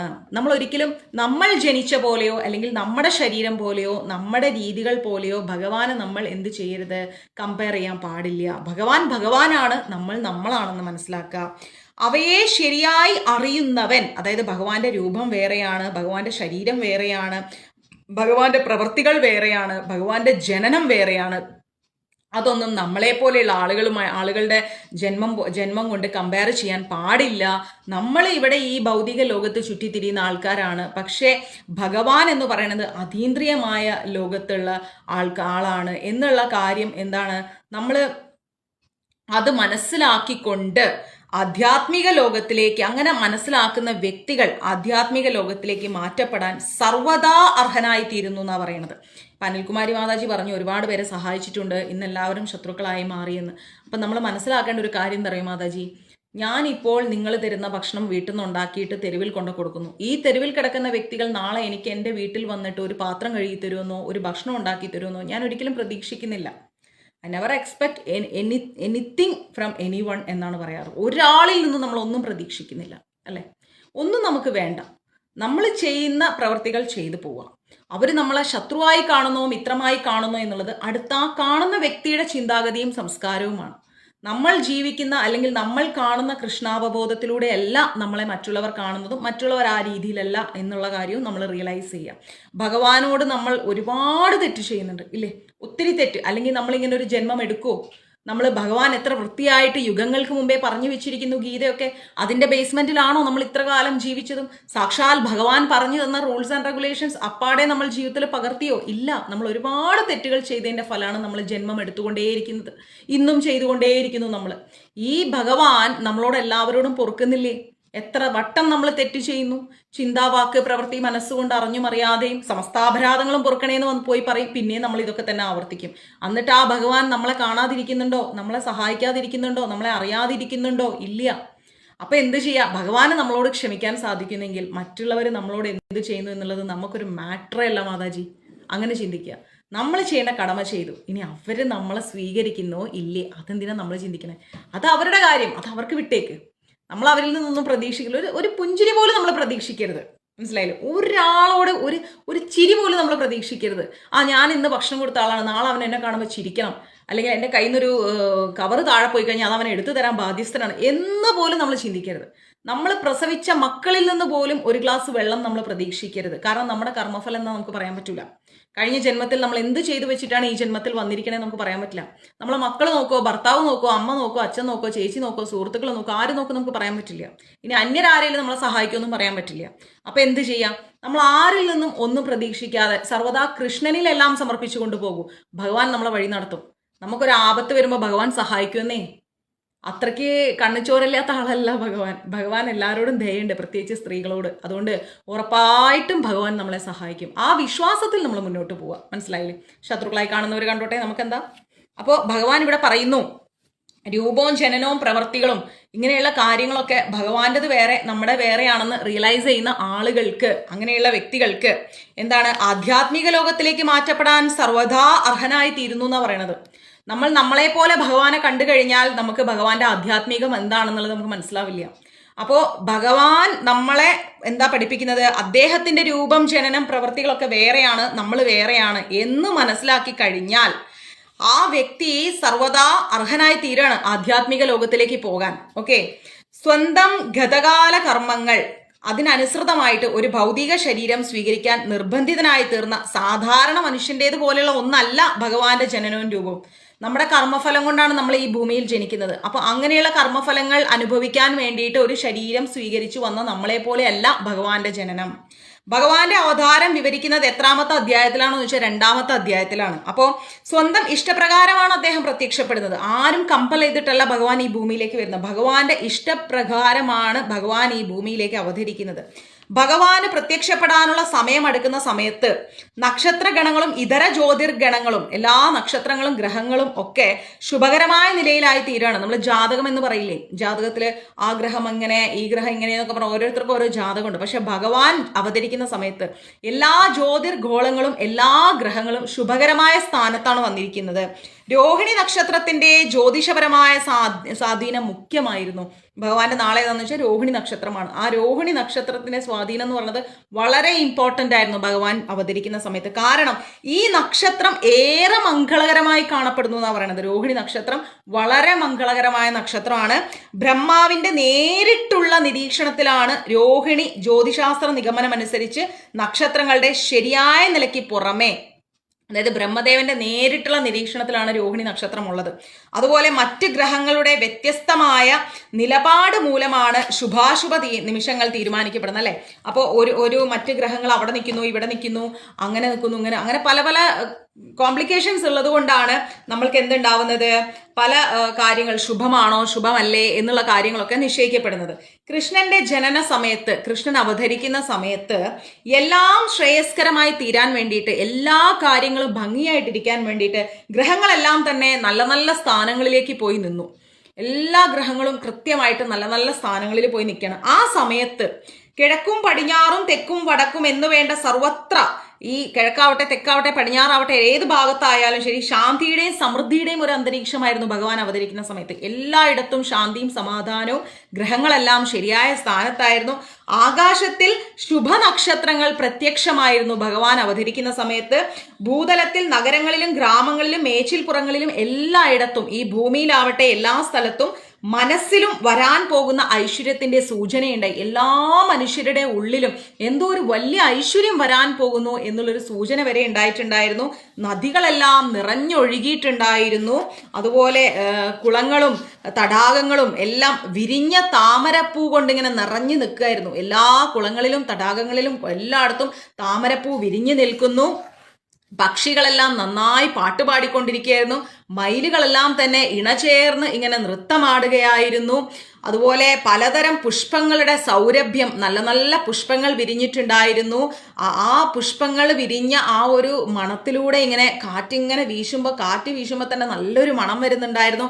ആ ഒരു സ്മെല്ലെന്ന് പറയുന്നത് മനസ്സിനും ശരീരത്തിനൊക്കെ നല്ല ആനന്ദം തരുന്ന രീതിയായിരുന്നു. അതായത് പ്രകൃതി തന്നെ വളരെ മനോഹരമായി കാണപ്പെട്ടിട്ടുണ്ടായിരുന്നു. ഹോമം നിത്യകർമ്മമാക്കിയിരുന്ന ബ്രാഹ്മണർ എന്താ ചെയ്യുന്നത്, ഹോമം ഒരു നിത്യകർമ്മമായിട്ട് കാണുമായിരുന്നു. അവരെല്ലാം തന്നെ അവരുടെ ഗ്രഹങ്ങളിൽ ഹോമത്തിന് അനുകൂലമായ അന്തരീക്ഷം അനുഭവപ്പെട്ടു. ശാന്തിയും സമാധാനവുമുള്ള ഒരു അന്തരീക്ഷമായിരുന്നു ആ ബ്രാഹ്മണർക്ക് എല്ലാവർക്കും ഉണ്ടായിരുന്നു. അവരുടെ വീടുകളിൽ ഹോമം ചെയ്യാനൊക്കെയുള്ള നല്ല ശാന്തിയും സമാധാനവും ഉണ്ടായിരുന്നു. അസുര രാജാക്കന്മാരുടെ ഉപദ്രവം കൊണ്ട് കുറേ കാലമായിട്ട് ബ്രാഹ്മണരുടെ യാഗവേദിയിലെ ഹോമകുണ്ടങ്ങളെല്ലാം കെട്ടടങ്ങി പോയിട്ടുണ്ടായിരുന്നു. ഈ അസുരന്മാര് ശല്യം ചെയ്യുന്നത് കൊണ്ട് ബ്രാഹ്മണന്മാർക്ക് ഹോമം ചെയ്യാൻ പറ്റിയിട്ടുണ്ടായിരുന്നില്ല. ആ സമയത്ത് അവരുടെ വീട്ടിലുണ്ടായിരുന്ന ഹോമകുണ്ടത്തിൽ അഗ്നി ഇങ്ങനെ അണഞ്ഞണഞ്ഞു പോവുമായിരുന്നു. പക്ഷെ കൃഷ്ണൻ അവതരിക്കാൻ പോകുന്ന സമയത്ത് ഹോമകുണ്ടങ്ങളെല്ലാം നന്നായിട്ട് ഇരിക്കുന്നുണ്ടായിരുന്നു. പ്രകൃതി നന്നായി ഇരിക്കുന്നുണ്ട്, കാലാവസ്ഥ നല്ലതായിരുന്നു, ശാന്തിയും സമാധാനവും ഉണ്ടായിരുന്നു. അവരുടെ മനസ്സും ഈ ബ്രാഹ്മണന്മാരുടെ സന്തോഷമുള്ളതായിരുന്നു. എന്നാൽ ഇപ്പോൾ യാഗാഗ്നി ജ്വലിക്കാൻ അനുകൂലമായ ഒരു സമയം വരുന്നു എന്നുള്ളത് അവർ മനസ്സിലാക്കി. ഇപ്പം ഈ ഹോമം ചെയ്യാൻ ഒരു നല്ല സമയമാണ്, യാഗാഗ്നിക്ക് നല്ലൊരു സമയമാണെന്ന് ബ്രാഹ്മണന്മാർക്ക് സ്വയം തോന്നി. യാഗം നിരോധിച്ചതിനാൽ, അതായത് ഈ അസുരന്മാർ യാഗം ചെയ്യാൻ പാടില്ല എന്ന് പറഞ്ഞിട്ടുണ്ടായിരുന്നു. അതുകൊണ്ട് ബ്രാഹ്മണരുടെ മനസ്സും ബുദ്ധിയൊക്കെ കർമ്മമൊക്കെ വളരെ വിഷമിച്ചിരിക്കുകയായിരുന്നു യാഗം ചെയ്യാൻ പറ്റാത്തത് കൊണ്ട്. പക്ഷെ ഇപ്പോൾ ഈ സമയം വന്നപ്പോഴേക്കും യാഗം ചെയ്യാനുള്ള ഏറ്റവും നല്ല മനസ്ഥിതിയൊക്കെ അവർക്ക് വന്നു.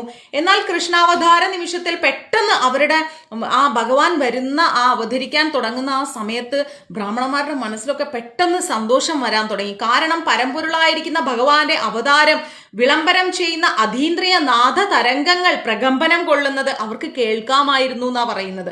ബ്രാഹ്മണന്മാരുടെ ചെവിയിലും മനസ്സിലും ബുദ്ധിയിലും ഒക്കെ ഇങ്ങനെ ഭഗവാൻ വരാൻ പോകുന്നു എന്നുള്ളത് അവരുടെ ഉള്ളിൽ ഇങ്ങനെ അറിയാതെ തോന്നാൻ തുടങ്ങി. ആ ഒരു വിളംബരം, ഭഗവാൻ വരാൻ പോകുന്നു എന്നുള്ള ആ വിളംബരം അവർക്ക് കേൾക്കാമായിരുന്നു പറയുന്നത്.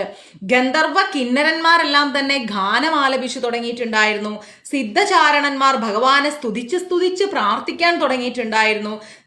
സ്വർലോകത്താണെങ്കിൽ ദേവദൂതന്മാരും ഭാര്യമാരും അപ്സരസുകളൊക്കെ ആനന്ദ നൃത്തം ചെയ്യുന്നുണ്ടായിരുന്നു. സന്തോഷത്തോടുകൂടി മാമുനിമാരാവട്ടെ ദേവഗണങ്ങളാവട്ടെ പുഷ്പവൃഷ്ടി ഇങ്ങനെ ചെയ്തുകൊണ്ടിരിക്കുകയാണ്. സാഗര തീരങ്ങളെ തഴുകിക്കൊണ്ട്, അതായത് കടൽ തീരത്ത് തഴുകിക്കൊണ്ട് ചെറിയ ചെറിയ തിരമാലകൾ ഇങ്ങനെ അടിക്കുന്നുണ്ടായിരുന്നു. കടലിന് മുകളിൽ ആകാശത്ത് മേഘങ്ങൾ ഇങ്ങനെ മെല്ലെ മെല്ലെ പോയിക്കൊണ്ടിരിക്കുകയാണ്. ഇങ്ങനെ അങ്ങേയറ്റം മംഗളകരമായിരിക്കുന്ന ഒരു ചുറ്റുപാട് ഭൂമിയിൽ ഉണ്ടായിട്ടുണ്ട്, സ്വർഗത്തിൽ ഉണ്ടായിട്ടുണ്ട്. എല്ലായിടത്തും സകല ബ്രഹ്മാണ്ടങ്ങളിലും ആനന്ദം നിറഞ്ഞു നിൽക്കുന്ന സമയത്ത് ജീവാത്മാക്കളുടെ എല്ലാം ഹൃദയത്തിൽ പള്ളികൊള്ളുന്ന ഭഗവാൻ വിഷ്ണു നിശയുടെ അന്ധകാരത്തിൽ പരമ്പൊരുളായിരിക്കുന്ന ഭഗവാന്റെ രൂപത്തിൽ ഒരു ദേവതയെ പോലെ ശോഭിച്ചുകൊണ്ടിരുന്ന ദേവകിയുടെ മുമ്പിൽ പ്രത്യക്ഷനായി എന്നാ പറയണത്. ഭഗവാൻ ദേവകിയുടെ മുമ്പിൽ പ്രത്യക്ഷപ്പെട്ടു. എന്നിട്ടോ പൂർവ്വചക്രവാളത്തിൽ ഉദിച്ചുയരുന്ന പൂർണ്ണചന്ദ്രന് തുല്യമായിരുന്നു ഭഗവാൻ വിഷ്ണുവിന്റെ ആ ദർശനം. നല്ല പൗർണമി പോലെ ഇരിക്കുന്ന ആ ദർശനം ദേവകിക്ക് ലഭിക്കുകയാണ്. കൃഷ്ണപക്ഷത്തിലാണ് ഭഗവാൻ ജനിച്ചത്. അപ്പോഴത്തെ പൂർണ്ണചന്ദ്രദിക്കും എന്നൊരു സംശയം ഇവിടെ പ്രസക്തമാണ്. അതുപോലെ തന്നെ അതിനൊരു മറുപടിയും കൂടി ഉണ്ട്. എന്താന്ന് വെച്ച് കഴിഞ്ഞാൽ ഭഗവാൻ ജനിച്ചത് ചന്ദ്രവംശത്തിലാണ് ഭഗവാൻ ജനിക്കുന്നത്. ചന്ദ്രന്റെ തന്നെ അധികാര ശ്രേണിയായിരിക്കുന്ന വംശത്തിൽ, ചന്ദ്രന്റെ അധികാര ശ്രേണിയായിരിക്കുന്ന വംശത്തിൽ ഭഗവാൻ വന്ന് പിറന്നതിനാൽ ചന്ദ്രൻ ആഹ്ലാദം കൊണ്ട് സന്തോഷം കൊണ്ട് ചന്ദ്രൻ നൃത്തമാടിയിട്ടുണ്ട്.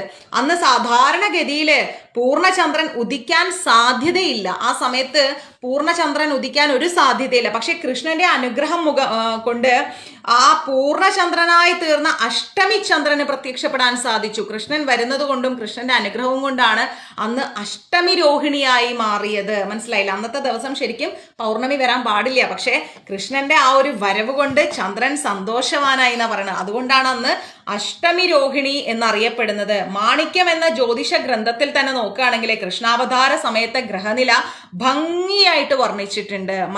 നമ്മുടെ മാണിക്യം എന്നൊരു ജ്യോതിഷ ഗ്രന്ഥമുണ്ട്. അത് ആ ബുക്ക് കിട്ടുകയാണെങ്കിൽ ഞാൻ അതേക്കുറിച്ച് പറഞ്ഞു തരാം. അങ്ങനെ ആ മംഗളമുഹൂർത്തത്തിൽ അവതരിച്ചത് പരബ്രഹ്മം അഥവാ നിരപേക്ഷ സത്യമാണെന്ന് അതിൽ തന്നെ പറയുന്നുണ്ട്. ഭഗവാൻ എന്താ പറയുന്നത്, പരബ്രഹ്മമാണ്, നിരപേക്ഷ സത്യമാണ്.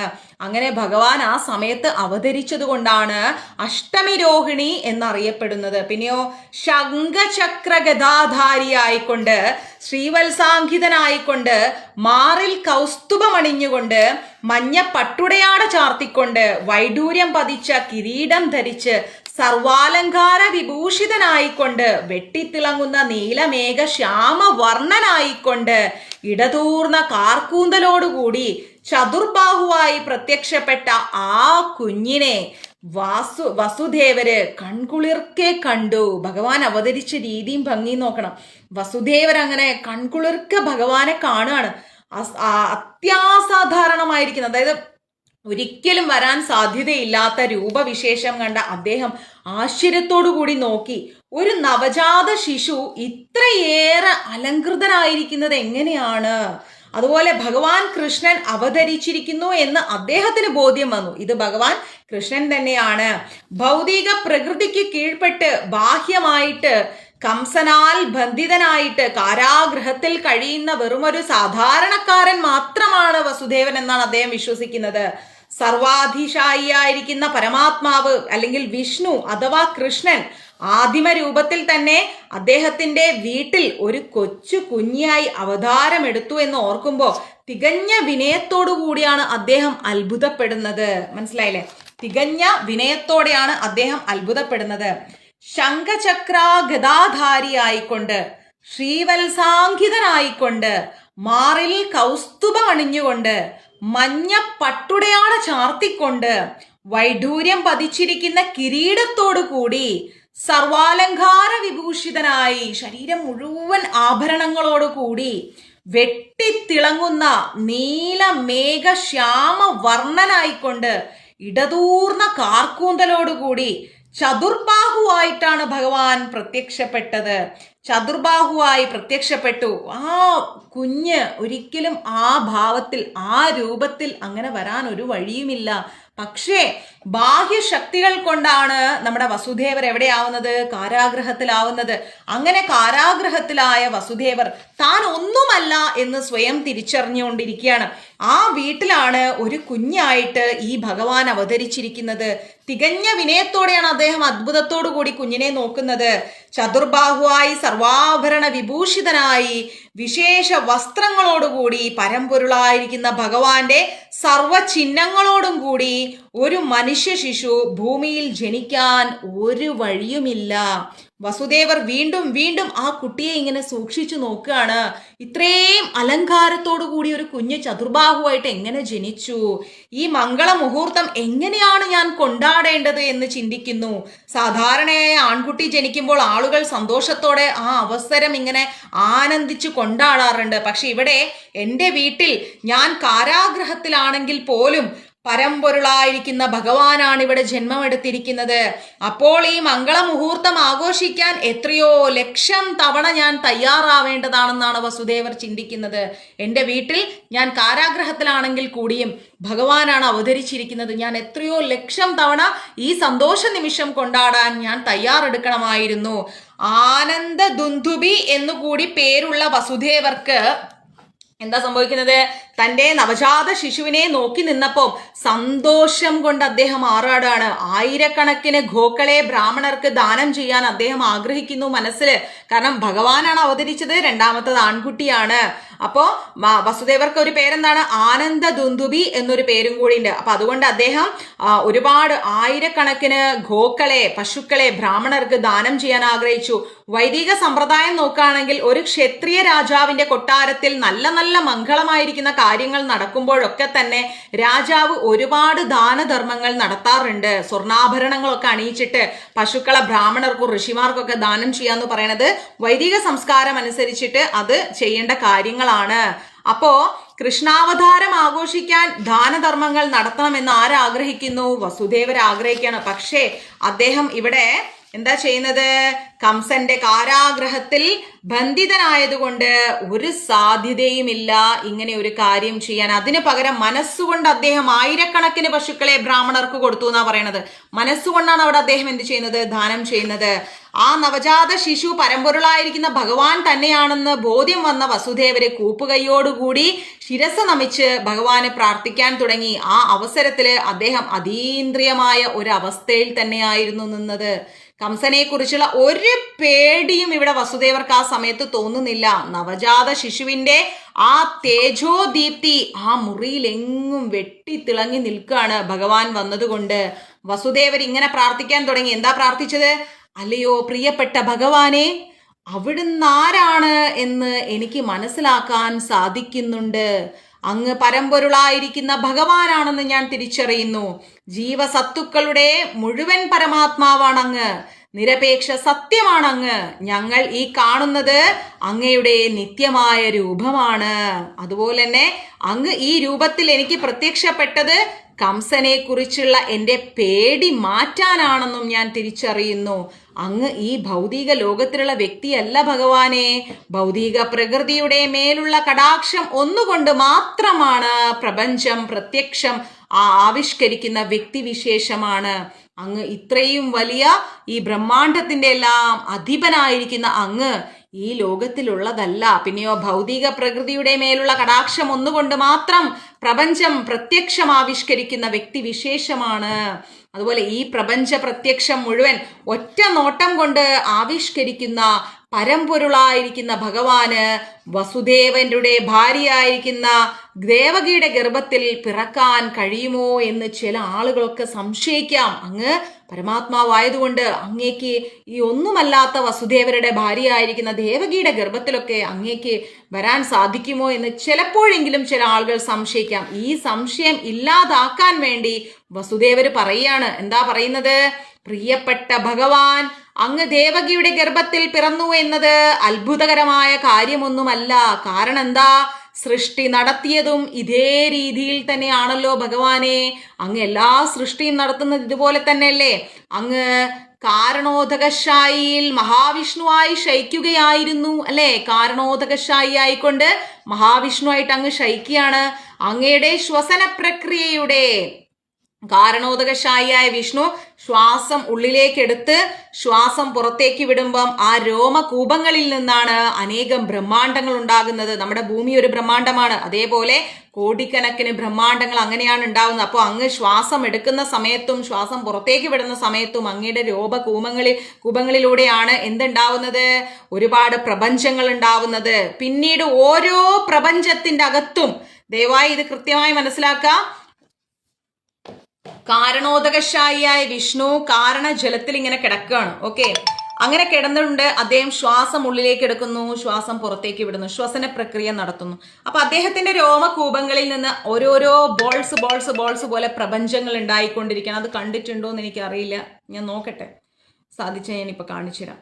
അപ്പൊ അങ്ങനെ അതാണ് കാരണോദകശായിയായ വിഷ്ണു. പ്രപഞ്ചം ഉണ്ടാവുന്നത്, അതായത് ഈ ബ്രഹ്മാണ്ടം, നമ്മുടെ ഭൂമി ഒരു ബ്രഹ്മാണ്ടമാണ്. ഓക്കെ, അങ്ങനെ ഇങ്ങനെ കോടാനുകോടി ബ്രഹ്മാണ്ടങ്ങൾ ഉണ്ടായിക്കൊണ്ടിരിക്കണം. നോക്കട്ടെ, അതിന്റെ പിക്ചർ ഉണ്ടെങ്കിൽ നിങ്ങൾക്ക് മനസ്സിലാവും.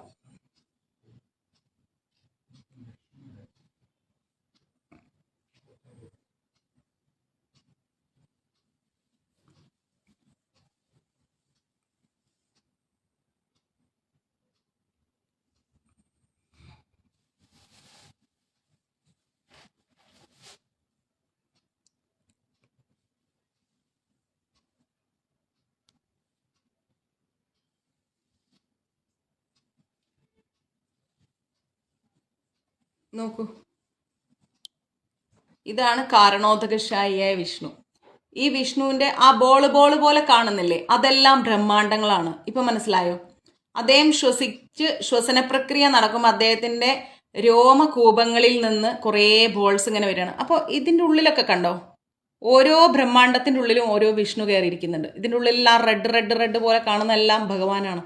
ഇത് കാരണോദകശായിയായ വിഷ്ണു. ഇദ്ദേഹം കിടന്ന് ശ്വസന പ്രക്രിയ നടത്തുന്ന സമയത്ത് ഓരോ രോമകൂപങ്ങളിൽ നിന്ന് ഇങ്ങനെ ബോൾസ് പോലെ ബ്രഹ്മാണ്ടങ്ങൾ, അനേകായിരം കോടി ബ്രഹ്മാണ്ടങ്ങൾ ഉണ്ടായിക്കൊണ്ടിരിക്കുകയാണ്. എന്നിട്ട് ഓരോ ബ്രഹ്മാണ്ടത്തിനകത്തും ഭഗവാൻ കയറിയിരിക്കുന്നുണ്ട്, ഗർഭോദകശായിയായ വിഷ്ണുവായിട്ട്. Okay, clear? മനസ്സിലായോ?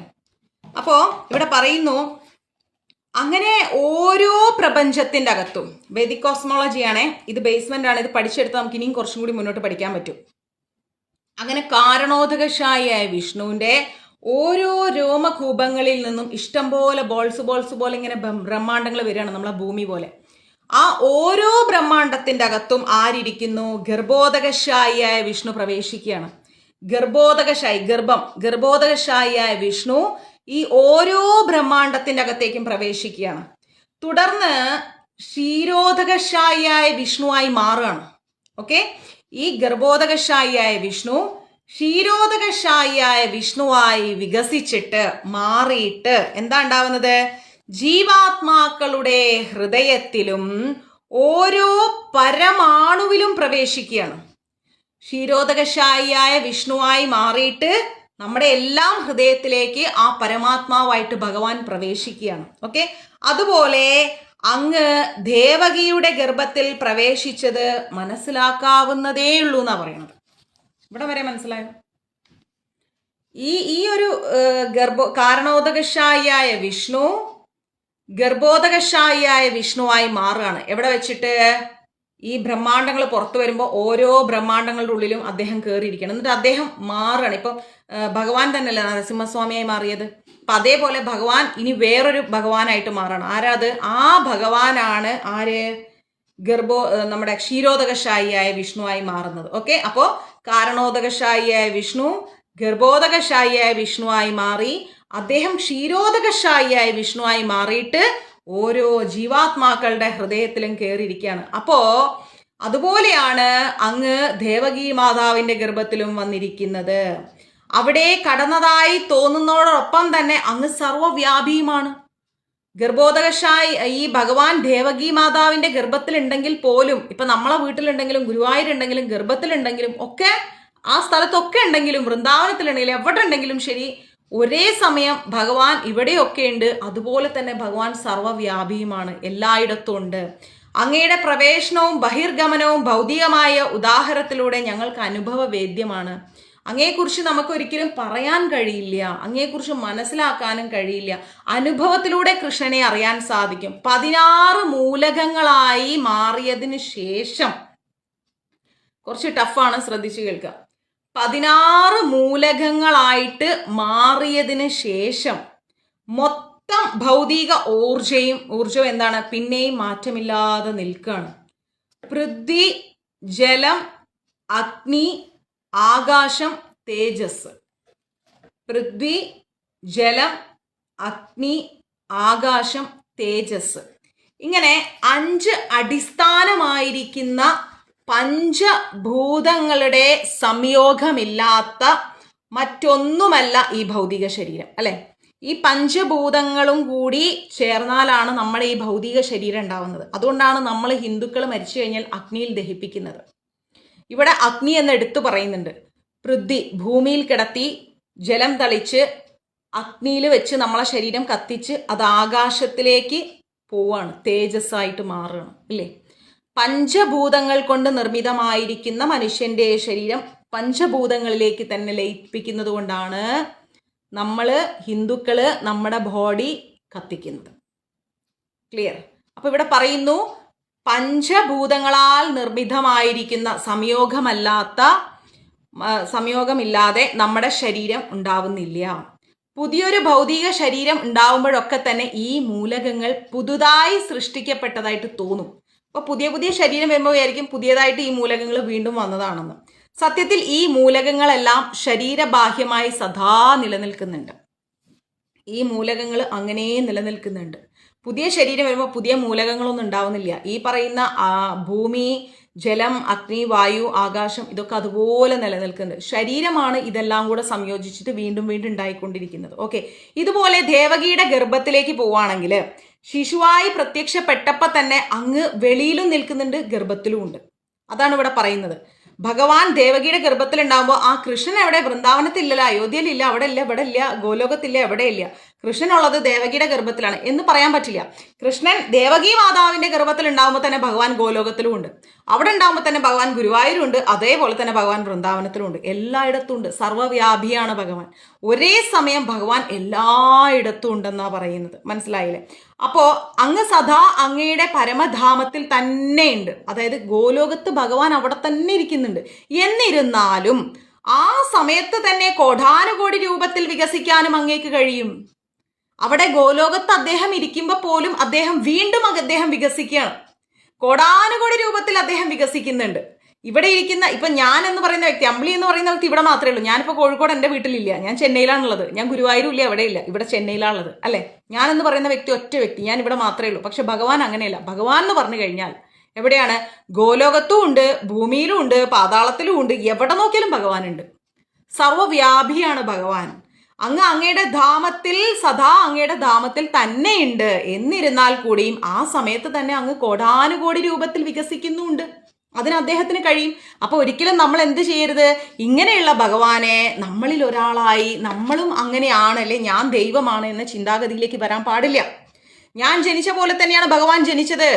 ഭഗവാന് 2 കൈയും 2 കാലും തന്നെയുള്ളൂ, എനിക്കും 2 കൈയും 2 കാലേ ഉള്ളൂ എന്ന് പറഞ്ഞുകൊണ്ട് നമ്മളുടെ ഈ ഒരു ജന്മവും അല്ലെങ്കിൽ ഒരു ജീവിതവുമായിട്ട് ഭഗവാനെ കമ്പയർ ചെയ്യാൻ പാടില്ല എന്നാണ് നമ്മൾ പഠിക്കേണ്ടത്. നമുക്ക് അങ്ങനെ ഇരിക്കാൻ പറ്റുമോ? നമ്മൾ ഒരു സ്ഥലത്താണെങ്കിൽ ആ സ്ഥലത്തേ ഉള്ളൂ. നമുക്ക് പല സ്ഥലങ്ങളിൽ ഒരേ സമയം ഇരിക്കാൻ പറ്റില്ല. പക്ഷെ ഭഗവാൻ അങ്ങനെയല്ല. ഭഗവാൻ സർവ്വവ്യാപിയാണ്.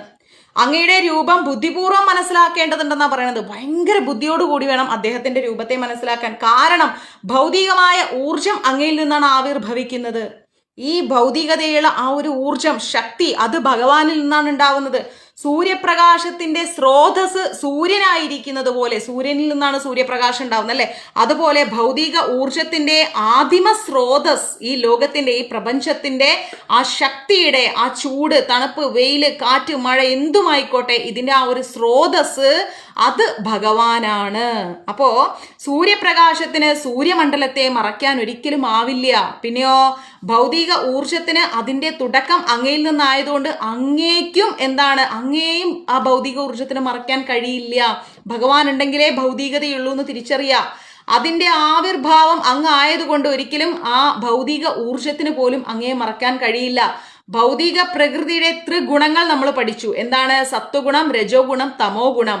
അങ്ങനെയുള്ള അതിനുള്ളിലെ പോലെ അങ്ങ് പ്രത്യക്ഷപ്പെടുന്നു. ഈ 3 ഗുണങ്ങളിൽ നോക്കിയാലും ഭഗവാനുണ്ട്. കാരണം ഈ 3 ഗുണങ്ങളും ഭഗവാനിൽ നിന്നാണ് വരുന്നത്. ഭഗവാനിൽ നിന്നാണ് ഈ 3 ഗുണങ്ങൾ ഉണ്ടാവുന്നത്. എന്നാൽ ത്രിഗുണങ്ങൾക്ക് അങ്ങേ മറയ്ക്കാൻ കഴിയില്ല. അതായത് ഈ 3 ഗുണങ്ങൾ കൊണ്ടും ഭഗവാനെ ഇല്ലാതാക്കാൻ കഴിയില്ല. ഉന്നത ഭൗതിക നിലവാരമുള്ള ആളുകൾ ഇത് മനസ്സിലാക്കുന്നുണ്ട്. ഭഗവാൻ എല്ലാത്തിൻ്റെയും മുകളിലാണ്. നിങ്ങൾ എന്ത് കാര്യം എടുത്താലും അതിൻ്റെ മുകളിലാണ് ഭഗവാൻ എന്ന് ഉന്നത നിലവാരമുള്ള ആളുകൾ മനസ്സിലാക്കുന്നുണ്ട്. മറ്റൊരു തരത്തിൽ നമ്മൾ പറയുകയാണെങ്കിൽ അങ്ങ് ഭൗതിക ഊർജത്തിനുള്ളിലാണെന്ന് തോന്നുമെങ്കിലും ഭൗതിക ഊർജത്തിൽ അങ്ങ് ഒരിക്കലും മൂടപ്പെടുന്നില്ല.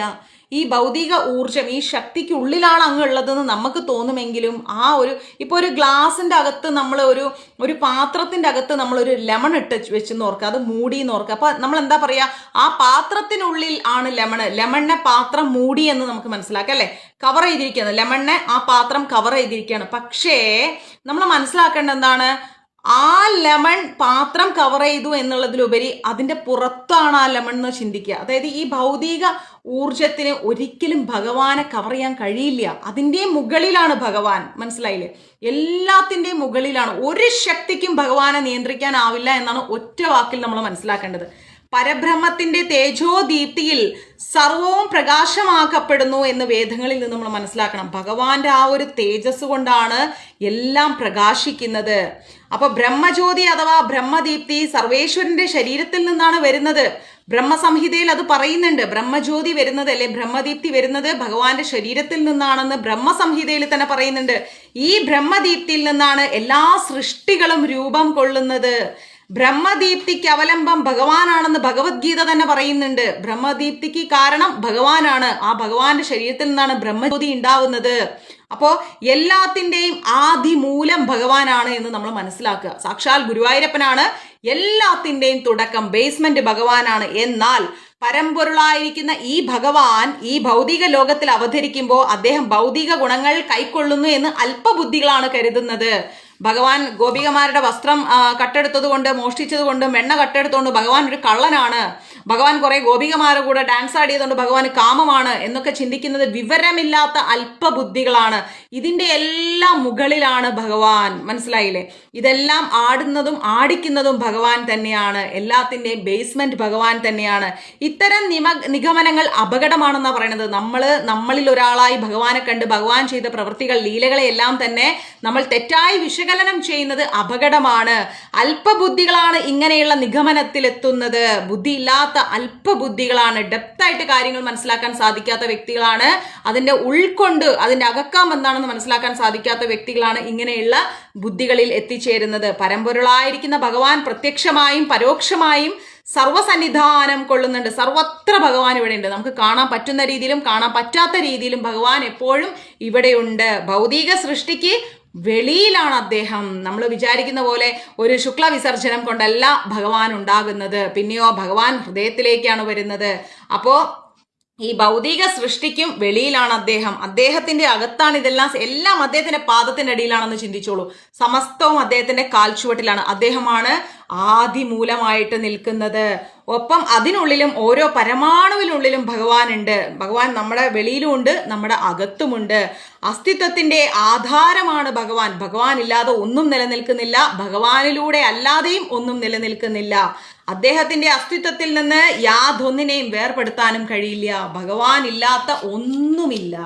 ഒന്നിൽ നിന്നും ഭഗവാനെ വേർപെടുത്താനും കഴിയില്ല. ഭഗവാനിൽ നിന്ന് ഒന്നിനെയും വേർപെടുത്താൻ കഴിയില്ല.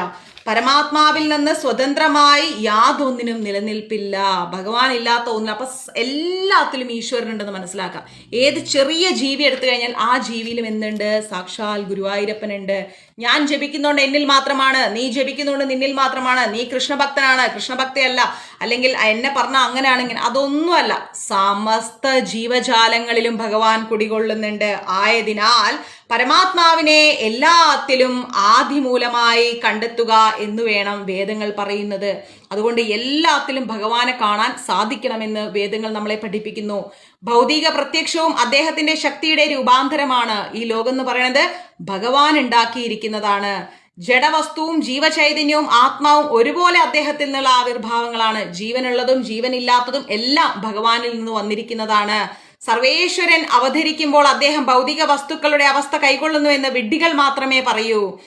ഭഗവാൻ ഈ ലോകത്ത് വരുമ്പോൾ ഭഗവാൻ ഭൗതികമായിട്ടുള്ള കാര്യങ്ങൾ മാത്രമാണ് ചെയ്യുന്നതെന്ന് വിഡ്ഢികളാണ് പറയുക. പിന്നെയോ അതുപോലെ തന്നെ ഭൗതിക ശരീരം സ്വീകരിച്ചതായി തോന്നുമ്പോൾ ഭഗവാൻ സാധാരണ ഒരു മനുഷ്യനെ പോലെ ജനിച്ചു എന്ന് തോന്നുമ്പോൾ പോലും അദ്ദേഹം ഒരിക്കലും ഏതെങ്കിലും ഒരു ഭൗതിക വ്യവസ്ഥകൾക്ക് വിധേയനാകുന്നില്ല.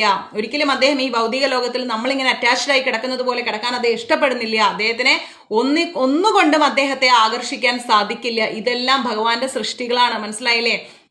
നമ്മളിപ്പോ ഒരു എന്താ പറയാ, നമ്മൾ ഉണ്ടാക്കിയ ഒരു വസ്തു, അത് നമ്മളുടേതാണ്, നമ്മൾ ഉണ്ടാക്കിയതാണ്. അപ്പൊ ആ ഉണ്ടാക്കിയ വസ്തുവിനെ ഒരിക്കലും നമ്മളെ ആകർഷിക്കാൻ കഴിയില്ല. മനസ്സിലായോ?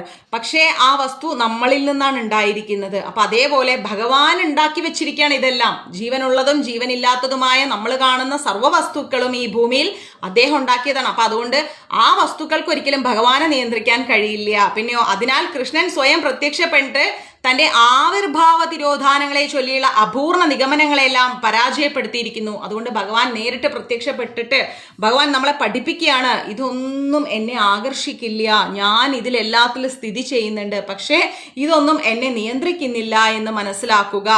ഭഗവാൻ അങ്ങയുടെ വരവും പോക്കും നിൽപ്പുമെല്ലാം ഭൗതിക ഗുണങ്ങളുടെ പരിധിക്ക് അപ്പുറമുള്ള കാര്യങ്ങളാണ്. ഭൗതിക ഗുണങ്ങൾ ഏതാന്ന് വെച്ചാൽ സത്വഗുണം, രജോ ഗുണം, തമോ ഗുണം.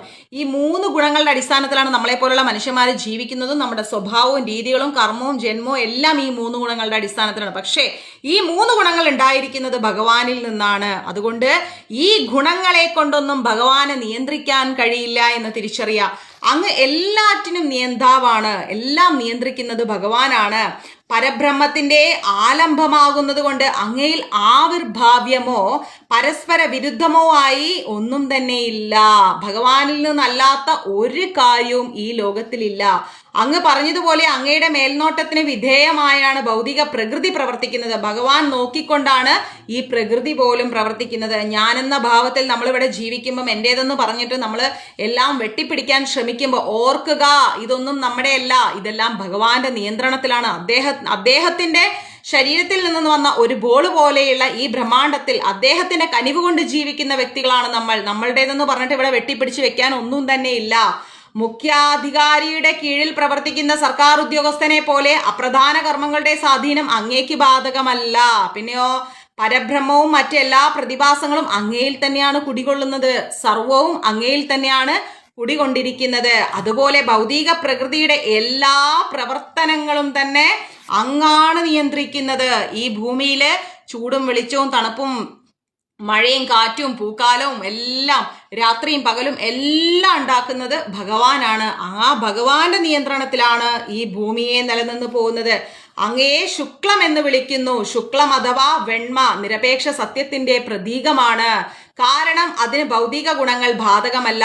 ബ്രഹ്മദേവൻ രക്തമാണ്. മനസ്സിലായില്ലേ? എന്താ പറയുന്നത് ഇവിടെ? അങ്ങയെ ശുക്ലം എന്ന് വിളിക്കുന്നു, ഭഗവാനെ ശുക്ലം എന്ന് വിളിക്കുന്നുണ്ട്. ശുക്ലം അഥവാ വെണ്മ, അതായത് വെളുത്തത്. നിരപേക്ഷ സത്യത്തിന്റെ പ്രതീകമാണ് വെളുത്തത്. കാരണം അതിന് ഭൗതിക ഗുണങ്ങൾ ബാധിക്കപ്പെടുന്നില്ല. പിന്നെയോ ബ്രഹ്മദേവൻ രക്തമാണ്, ചുവപ്പാണ്. കാരണം എന്താ? സൃഷ്ടിക്ക് ആവേശത്തിന്റെ പ്രതീകമാണ്. ബ്രഹ്മദേവൻ സൃഷ്ടി നടത്തുന്നതുകൊണ്ട് ആവേശത്തിന്റെ പ്രതീകമാണ്, ചുവന്ന കളറിലാണ്. കറുപ്പ്, അതായത് തമസിന്റെ ചുമതല ഭഗവാൻ ശിവനാണ്. ശിവൻ കറുപ്പ്, തമസ് ശിവനാണ്. ഈ പ്രപഞ്ച പ്രത്യക്ഷത്തിന്റെ സൃഷ്ടിസ്ഥിതി സംഹാരങ്ങൾ നിർവഹിക്കുന്നത് അങ്ങയുടെ ശക്തികളാണ്. ഈ ബ്രഹ്മദേവനാവട്ടെ, വിഷ്ണു ആവട്ടെ, ശിവനാവട്ടെ, ഇത് 3 ഭഗവാൻ കൃഷ്ണന്റെ ശക്തികളാണ്. അപ്പൊ അവരും ആരെ ഇതാക്കിക്കൊണ്ടാണ്, ആരുടെ നിയന്ത്രണത്തിലാണ്? ഭഗവാൻ കൃഷ്ണന്റെ നിയന്ത്രണത്തിലാണ്. എന്നിരുന്നാലും അവയുടെ ഗുണങ്ങളൊന്നും അങ്ങേ ബാധിക്കുന്നില്ല. ബ്രഹ്മദേവന്റെയോ വിഷ്ണുവിന്റെയോ ശിവന്റെയോ ഗുണങ്ങളൊന്നും ഭഗവാൻ കൃഷ്ണനെ ബാധിക്കുന്നില്ല. വേദങ്ങളിൽ ഉറപ്പിച്ചു പറയുന്നത് പോലെ ഹരിർഹി നിർഗുണ, സാക്ഷാൽ പരമ്പൊരുളായിരിക്കുന്ന ഭഗവാൻ ഭൗതിക ഗുണങ്ങളിൽ നിന്ന് സദാ മുക്തനാണ്. ഈ ഭൗതിക ഗുണങ്ങളിൽ നിന്ന് ഒരിക്കലും ഭഗവാൻ ഇതിൽ പെട്ടുകിടക്കുന്നില്ല. ഭഗവാൻ അതിൽ നിന്ന് മുക്തരാണ് നമ്മൾ മനസ്സിലാക്കുക. ത്രിഗുണങ്ങൾക്ക് അതീതനാണ് സർവേശ്വരൻ എന്ന ആ വ്യക്തിയിൽ എന്താ പറയാ, രജോ ഗുണം തമോ ഗുണം ഇല്ലെന്ന് തന്നെയാണ് പറയുന്നത്. ഭഗവാനിൽ അങ്ങനത്തെ ഒരു കാര്യങ്ങളുമില്ല. ഭഗവാൻ ഇതിനെല്ലാം മുകളിലാണ്.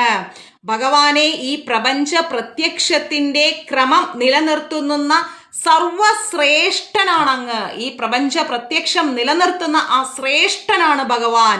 പരമനിയന്താവാണ് ഭഗവാൻ. പരമ്പൊരുളായിരിക്കുന്ന ഭഗവാൻ സർവ്വതിൻ്റെയും നിയന്താവായിരുന്നിട്ടും, എല്ലാം നിയന്ത്രിക്കുന്നത് ഭഗവാനായിരുന്നിട്ട് കൂടി അത് കാരുണ്യപൂർവം, അത്രയും വലിയ ഭഗവാൻ വളരെ കാരുണ്യത്തോടെയാണ് വസുദേവരുടെ വീട്ടിൽ ഭഗവാൻ പ്രത്യക്ഷപ്പെട്ടിരിക്കുന്നത്. രാജാക്കന്മാരുടെ വേഷമണിഞ്ഞിരിക്കുന്ന അസുരന്മാരുടെ അനുയായികളെ, രാജാക്കന്മാർ പോലെ വേഷമണിഞ്ഞിരിക്കുന്ന ആ അസുരന്മാരുടെ അനുയായികളെ നിഗ്രഹിക്കുക എന്നുള്ളതാണ് ഭഗവാന്റെ അവതാര ലക്ഷ്യം. അവരെ മുഴുവനും, അവരുടെ സൈന്യത്തെയും അങ്ങ് നിഗ്രഹിക്കുന്നുള്ള കാര്യത്തിൽ ആർക്കുറപ്പുണ്ട്? വസുദേവർക്കുറപ്പുണ്ട്. അധർമ്മത്തെ ഭഗവാൻ തുടച്ചു കളയും. ഈ പറയുന്ന അസുര ജന്മങ്ങളെ മുഴുവൻ നിഗ്രഹിക്കും എന്ന കാര്യത്തിൽ വസുദേവർക്ക് ഭയങ്കര വിശ്വാസമായി. കാടത്തം നിറഞ്ഞ കംസനെയും അതുപോലെ കിങ്കരന്മാരെയും നിഗ്രഹിക്കാനാണ് അങ്ങ് അവതരിച്ചത് എന്ന് വസുദേവർ മനസ്സിലാക്കി. എന്നാൽ അവനെയും അനുയായികളെയും നിഗ്രഹിക്കാൻ അങ്ങ് അവതരിക്കാനിരിക്കുന്നേ ഉള്ളൂ എന്നറിഞ്ഞുകൊണ്ട് തന്നെ അവൻ അങ്ങയുടെ മുൻഗാമികളെ, ജ്യേഷ്ഠ സഹോദരങ്ങളെല്ലാം കൊന്നൊടുക്കിയിരിക്കുന്നു. ആര് പറയുന്നു? വസുദേവര് പറയണം, അങ്ങ് അവതരിക്കാൻ പോകുന്നതേ ഉള്ളൂ, അങ്ങ് അവതരിച്ചിട്ടില്ല എന്ന് അറിഞ്ഞിട്ട് കൂടിയും ദേവകി മാതാവ് പ്രസവിച്ച മറ്റെല്ലാ സഹോദരങ്ങളെയും, അങ്ങേക്ക് മുമ്പേ വന്ന എല്ലാ സഹോദരങ്ങളെയും അവൻ കൊന്നൊടുക്കി. ഇപ്പോൾ അങ്ങയുടെ ജനന വാർത്തയ്ക്ക് വേണ്ടി അവൻ കാത്തിരിക്കുകയാണ്. ആ വാർത്ത കേൾക്കുന്ന സമയം തന്നെ അങ്ങയെ വധിക്കാനുള്ള ആയുധ സന്നാഹങ്ങളുമായിട്ട് അവൻ വരും. വസുദേവരുടെ പ്രാർത്ഥനയെ തുടർന്നിട്ട് ഭഗവാൻ കൃഷ്ണന്റെ അമ്മയായ ദേവകിയും പ്രാർത്ഥിച്ചു തുടങ്ങി. എന്താ പറയുന്നത്? സഹോദരന്റെ അത്യാചാരങ്ങൾ മൂലം ഞാൻ ഏറെ ഭയപ്പെടുന്നു, പേടിക്കുന്നു. എൻ്റെ സഹോദരൻ ഇങ്ങനെയൊക്കെ ചെയ്യുന്നതുകൊണ്ട് ഞാൻ ഒരുപാട് പേടിക്കുന്നുണ്ട്. എന്നിട്ട് പറയാണ്, പ്രിയപ്പെട്ട ഭഗവാനെ, നാരായണ, ശ്രീരാമ, ശേഷൻ, വരാഹം, നരസിംഹം, വാമനൻ, ബലദേവൻ തുടങ്ങി വിഷ്ണുവിൽ നിന്ന് വന്ന ലക്ഷോപലക്ഷം അവതാരങ്ങളിലെ സനാതന രൂപങ്ങളെല്ലാം തന്നെ ആദിമമാണെന്ന് വേദഗ്രന്ഥങ്ങളിൽ പറയുന്നുണ്ട്. അവതാരങ്ങളിലെ അങ്ങയുടെ രൂപങ്ങളെല്ലാം ഭൗതിക സൃഷ്ടിക്ക് മുകളിലാണ്. ഭൗതിക സൃഷ്ടിക്ക് അടിമപ്പെടുന്ന അവതാരങ്ങളല്ല ഇതൊന്നും. അതുകൊണ്ട് അങ്ങ് ആദിമനാണ്. ഈ പ്രപഞ്ച പ്രത്യക്ഷത്തിന്റെ സൃഷ്ടിക്ക് മുമ്പുള്ളതാണ് അങ്ങയുടെ രൂപം. ഈ ഒരു പ്രപഞ്ചം ഉണ്ടാവുന്നതിനേക്കാൾ മുമ്പേ തന്നെ കൃഷ്ണനുണ്ട്. അങ്ങയുടെ രൂപങ്ങളെല്ലാം നിത്യവും സർവവ്യാപകമാണ്. അങ്ങയുടെ രൂപം മുഴുവൻ അവയെല്ലാം സ്വയം പ്രകാശിക്കുന്നതാണ്. മാറ്റമില്ലാതെ ഭൗതിക ഗുണങ്ങൾ കൊണ്ട് മലിനമില്ലാതെ തുടരുന്നതാണ് അങ്ങയുടെ രൂപം. അവയെല്ലാം എന്നും തിരിച്ചറിയാവുന്ന പരമാനന്ദ പൂർണ്ണമാണ് കൃഷ്ണന്റെ രൂപം. അതീന്ദ്രിയ സത്യത്തിൽ നിലകൊള്ളുന്നതും സദാ വ്യത്യസ്തമായിരിക്കുന്ന ലീലകളിൽ ഏർപ്പെട്ടിരിക്കുന്നതുമാണ് അങ്ങയുടെ രീതികൾ. അവയെല്ലാം ഒരിക്കലും ഒരു നിശ്ചിത രൂപത്തിൽ ഒതുങ്ങുന്നില്ല. ഒരേ ഒരു രൂപത്തിൽ ഒരിക്കലും അത് ഒതുങ്ങുന്നില്ല. ഈ പറഞ്ഞ അതീന്ദ്രിയമായിരിക്കുന്ന നിത്യമായിരിക്കുന്ന രൂപങ്ങളൊക്കെ സ്വയം പര്യാപ്തകളാണ്. അതുകൊണ്ട് അങ്ങ് സർവേശ്വരനായിരിക്കുന്ന വിഷ്ണു തന്നെയാണെന്ന് ഞാൻ അറിയുന്നു കൃഷ്ണ എന്ന് ആര് പറയുന്നു? നമ്മുടെ ദേവകി മാതാവ് പറയാണ്. അനേകം ലക്ഷം വർഷങ്ങൾക്ക് ശേഷം ബ്രഹ്മദേവന്റെ അന്ത്യത്തോടെ, ബ്രഹ്മദേവൻ ഒരുപാട് ലക്ഷം വർഷങ്ങൾ കഴിയുമ്പോൾ ബ്രഹ്മദേവന്റെ അന്ത്യത്തോടെ, അവസാനത്തോടെ ഈ പ്രപഞ്ച പ്രത്യക്ഷത്തിന്റെ സർവനാശം സംഭവിക്കുന്നു. ബ്രഹ്മദേവന്റെ അവസാനത്തോടെ ഈ പ്രപഞ്ചം, ഈ പ്രത്യക്ഷമായിരിക്കുന്ന ഈ പ്രപഞ്ചം എന്താവുന്നു? സർവനാശം സംഭവിക്കാൻ പോകുന്നു. അപ്പോൾ പഞ്ചഭൂതങ്ങൾ തന്നെ, ആ സമയത്ത് പഞ്ചഭൂതങ്ങൾ, പൃഥ്വിയാവട്ടെ, അതായത് ഭൂമി, ജലം, വായു, ആകാശം, തേജസ്, ഇതെല്ലാം തന്നെ മഹത്വത്തിൽ പ്രവേശിക്കും എന്നാ പറയണത്. ഈ പഞ്ചഭൂതങ്ങളെല്ലാം മഹത്വത്വത്തിൽ പ്രവേശിക്കും. എന്നിട്ടോ കാലത്തിന്റെ ശക്തി കൊണ്ട് ഈ മഹത്വത്വം പിന്നീട് അനാവിഷ്കൃതമായിരിക്കുന്ന ഭൗതിക ഊർജത്തിൽ ഇങ്ങനെ സാകല്യത്തിലേക്ക് കടന്നു പോകും. ഈ ഒരു ഭൂമിയുടെ അവസാനമാ പറയുന്നത്. അതെല്ലാം സാകല്യത്തിലേക്ക് കടന്നിട്ട് ഭൗതിക ഊർജത്തിന്റെ സാകല്യം തീവ്രമായ ശക്തിയുള്ള പ്രധാനം എന്ന് പറയുന്ന ഒരു അവസ്ഥയിലേക്ക് മാറും. എന്നിട്ടോ ആ പ്രധാനമാണ് പിന്നീട്, അങ്ങനെ പ്രധാനം എന്തു ചെയ്യും?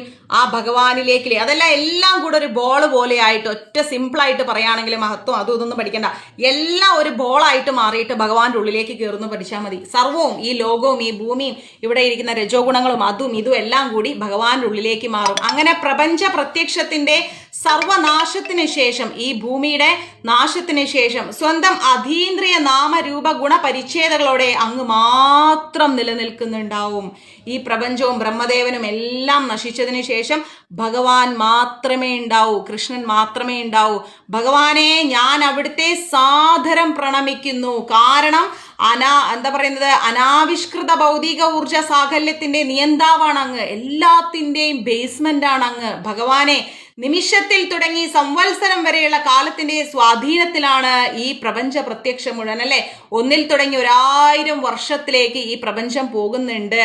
അപ്പൊ ഭൗതിക പ്രകൃതിയുടെ ആത്യന്തിക സംഭവവും അതും അങ്ങ് തന്നെയാണ്. ഈ ഭൗതിക പ്രകൃതി മുതൽ ഞാൻ കാണുന്നതും കാണാത്തതുമായിരിക്കുന്ന സർവ ബ്രഹ്മാണ്ടങ്ങളും സൃഷ്ടിക്കുന്നത് അങ്ങ് തന്നെയാണ്. എല്ലാവരും അങ്ങയുടെ ഇഷ്ടത്തിനനുസരിച്ച്, നിർദ്ദേശത്തിനനുസരിച്ചാണ് അങ്ങ് എല്ലാവരും ജീവിച്ചു പോകുന്നത്. ഞാൻ വിചാരിക്കും ഇന്നിപ്പോ ഞാൻ ഇവിടെ ഇരുന്ന് ക്ലാസ് എടുക്കുന്നത് എന്റെ മികവ് കൊണ്ടാണെന്ന്. ഒരിക്കലല്ല, ഭഗവാൻ അനുവദിച്ചിട്ടാ.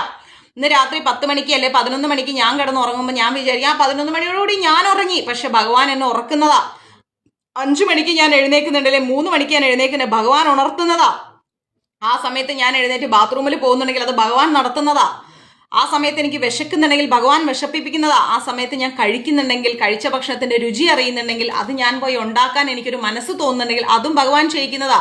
ഞാനെന്ന ഒരു തീരുമാനമേ വേണ്ട, ചിന്തയെ വേണ്ട, ഇതെല്ലാം ഭഗവാൻ ചെയ്യിക്കുന്നതാണെന്ന് മനസ്സിലാക്കുക. എല്ലാത്തിൻ്റെയും ആദിമ സംവിധായകനും എല്ലാ ശക്തികളുടെയും സംഭരണിയും അവിടെ നിന്നാണ്. നമ്മളെ കൊണ്ടൊന്നും സാധിക്കുന്നില്ല. ഞാൻ ഉണ്ടായിട്ടാണ് എല്ലാം നടക്കുന്നത്, അല്ലേ? ഞാൻ ഉണ്ടായിട്ടാണ് മഞ്ജരീസ് നടക്കുന്നത്, അല്ലേ? ഞാനാണ് ഇത്രയെല്ലാം പറഞ്ഞു കൊടുക്കുന്നത്. ഈ ചിന്തയെ വേണ്ട. ഇതെല്ലാം ഭഗവാൻ ചെയ്യിക്കുന്നതാണ്. നമ്മളെ കൂടെ ഒരാൾ നിൽക്കുന്നുണ്ടെങ്കിൽ അത് ഭഗവാൻ നിർത്തുന്നതാണ്. ഒരാൾ നമ്മുടെ അടുത്ത് പോകുന്നുണ്ടെങ്കിൽ അത് ഭഗവാൻ പോക്കുന്നതാണ്. നമ്മൾ ഇന്ന കാര്യം ഇന്ന സമയത്ത് ചെയ്യണമെന്ന് വിചാരിച്ചാൽ അത് ചെയ്യാൻ പറ്റിയിട്ടില്ല, അത് ഭഗവാൻ മുടക്കുന്നതാണ്. നമ്മളത് ചെയ്യുന്നുണ്ടെങ്കിൽ അത് ഭഗവാൻ ചെയ്യിക്കുന്നതാണ്. നേരത്തെ അത് ചെയ്യുന്നുണ്ടെങ്കിൽ അതും ഭഗവാൻ ചെയ്യിക്കുന്നതാണ്. നമ്മൾ ഈ ഭൂമിയിൽ ഒന്നുമല്ല, ഒരു ഡോളാണ് നമ്മൾ, ഒരു പാവ മാത്രമാണ് നമ്മളൊന്ന് മനസ്സിലാക്കുക. അതിനാൽ ഭഗവാനെ ഉഗ്രസേനന്റെ മകനായിരിക്കുന്ന കംസന്റെ നിഷ്ഠൂര ഹസ്തങ്ങളിൽ നിന്ന്, ആ വൃത്തികെട്ട ആ ഒരു കൈകളിൽ നിന്ന് എന്നെ രക്ഷിക്കണേ ഭഗവാനെ എന്ന് ദേവകി മാതാവ് പ്രാർത്ഥിക്കുന്നു. ഈ ഭീകരമായ അവസ്ഥയിൽ നിന്ന് എന്നെ രക്ഷിക്കാൻ അങ്ങയോട് ഞാൻ അപേക്ഷിക്കുകയാണ് ഭഗവാനെ. കാരണം അങ്ങ് ഭക്തന്മാരുടെ സംരക്ഷണത്തിന് സദാ സന്നദ്ധനാണ്. എപ്പോഴും ഭക്തന്മാരെ രക്ഷിക്കാൻ ഭഗവാൻ സന്നദ്ധനാണ്. ഈ പ്രസ്താവം അർജുനന് സംരക്ഷണം ഉറപ്പാക്കിക്കൊണ്ട് ഭഗവാൻ ഭഗവത്ഗീതയിൽ പറയുന്നുണ്ട്. എന്താ പറയുന്നത്?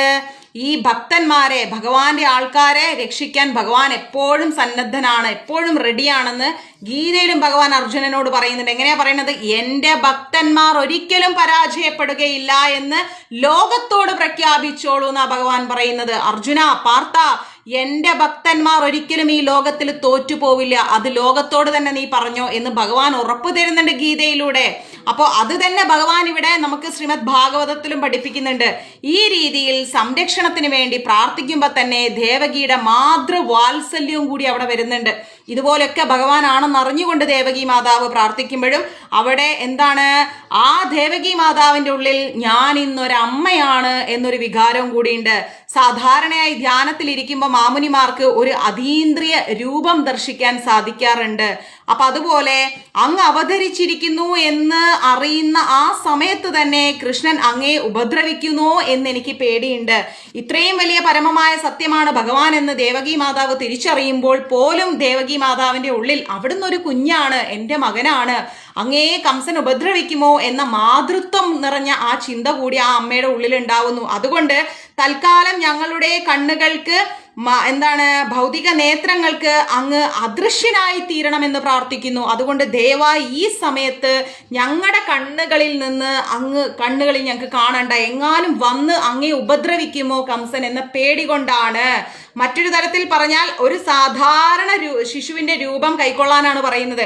ഞങ്ങൾക്ക് ഇന്നിപ്പോൾ അവിടുന്ന് ചതുർബാഹുവായി ഇത്രയും ആഭരണങ്ങളോടുകൂടി ഒരു കുഞ്ഞായി വന്നിരിക്കുന്നത്, ആ രൂപം അത് ഞങ്ങൾക്കിപ്പോൾ വേണ്ട, അങ്ങാണ് ഇതെന്ന് കംസൻ തിരിച്ചറിയും ഈ രൂപത്തിൽ കണ്ടാൽ. അതുകൊണ്ട് ഈ രൂപം മാറിയിട്ട് അങ്ങൊരു സാധാരണ കുട്ടിയായി മാറൂ എന്ന് ആരപേക്ഷിക്കുന്നു? ദേവകി മാതാവ് അപേക്ഷിക്കുകയാണ്. കംസനെ കുറിച്ച് എനിക്ക് പേടിയുള്ള ആ ഒരു കാര്യമാണ് മധുസൂദന, അതുകൊണ്ടാണ് ഞാനിത് പറയുന്നത്. അങ്ങ് ജനിച്ചിരിക്കുന്നു എന്ന് എനിക്കറിയാം. അതുപോലെ കംസൻ അറിഞ്ഞു കഴിഞ്ഞാൽ എന്താ ഉണ്ടാവുന്നത്? അതിൽ സ്പഷ്ടമായും വിഷ്ണുവിന്റെ ചിഹ്നങ്ങളായിരിക്കുന്ന, അതായത് ഭഗവാന്റെ ചിഹ്നങ്ങളോട് കൂടിയിരിക്കുന്ന ശംഖ് ചക്ര ഗദാ പത്മങ്ങളോടുകൂടിയുള്ള ഈ ചതുർബാഹു രൂപം അങ്ങ് മറച്ചു കളയൂ. ദേവകി മാതാവ് പറയാണ്, വിഷ്ണുവിന്റെ ആ സ്പഷ്ടമായിരിക്കുന്ന മുദ്രകളോടുകൂടിയുള്ള ആ ചതുർബാഹു രൂപം അത് അവിടുന്ന് മറച്ചു കളയൂ, ഞങ്ങൾക്കിപ്പൊ കാണിച്ചു തരുന്ന ഈ രൂപം. എന്നിട്ടോ പ്രപഞ്ച അവസാനത്തിലെ സർവനാശത്തിന്റെ നിമിഷത്തിൽ ഈ പ്രപഞ്ചം മുഴുവൻ അങ്ങയുടെ ഉദരത്തിൽ മറച്ചു വെക്കുന്നുണ്ടല്ലോ. ഈ ലോകം അവസാനിക്കുന്ന സമയത്ത് ഈ പ്രപഞ്ചം മുഴുവൻ അങ്ങയുടെ ഈ ഉദരത്തിലേക്ക്, വയറ്റിലേക്ക്, ഗർഭത്തിലേക്ക് അങ്ങ് മാറ്റിവെക്കുന്നുണ്ട്. എന്നിട്ടും അവിടുത്തെ കൽപ്പന ആ ഒരു കലർപ്പറ്റ കാരുണ്യം കൊണ്ട് അങ്ങ് എൻ്റെ ഗർഭപാത്രത്തിൽ പ്രത്യക്ഷപ്പെട്ടു.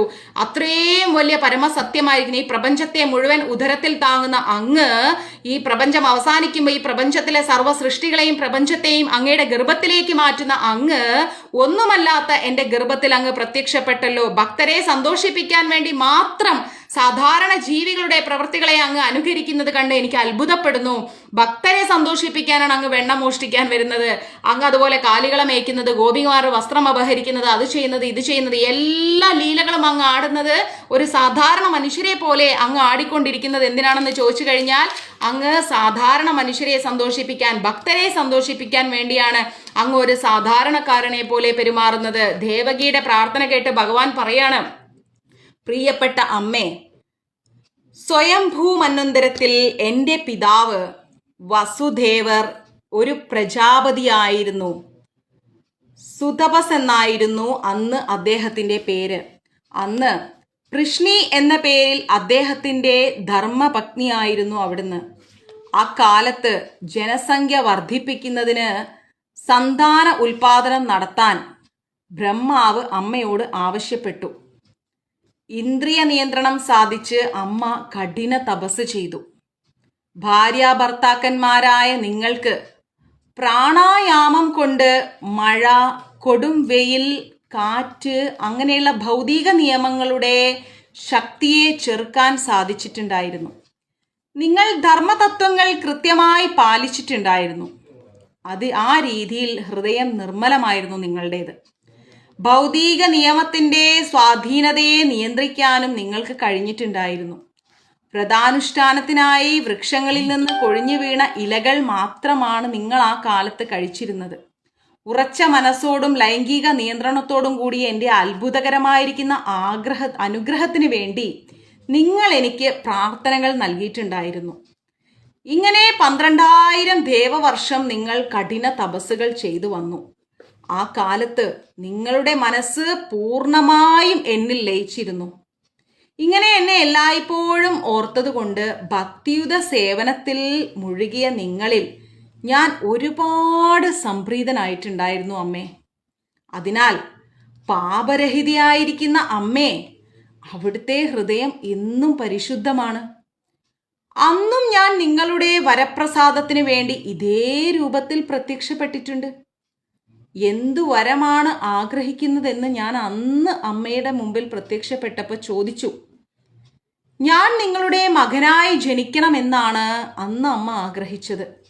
എന്നെ നേരിൽ കണ്ടിട്ടും ഭൗതിക ബന്ധനത്തിൽ നിന്നുള്ള പൂർണ്ണമോചനം ആവശ്യപ്പെടുന്നതിന് പകരം അന്ന് അമ്മ ഭൗതിക ബന്ധനത്തിലായിരുന്നു. അതിൽ നിന്നൊരു മോചനം ആവശ്യപ്പെടണം എന്നുള്ളതിന് പകരം, ആ വരത്തിന് പകരം എൻ്റെ ശക്തിയുടെ സ്വാധീനത്തിന് വിധേയമായി എന്നെ മകനായി ലഭിക്കണമെന്നാണ് അമ്മ ആവശ്യപ്പെട്ടത്. മറ്റൊരു വരമല്ല അമ്മ ആവശ്യപ്പെട്ടത്, എന്നെ മകനായി ലഭിക്കണം എന്നാണ് അമ്മ ആവശ്യപ്പെട്ടത്.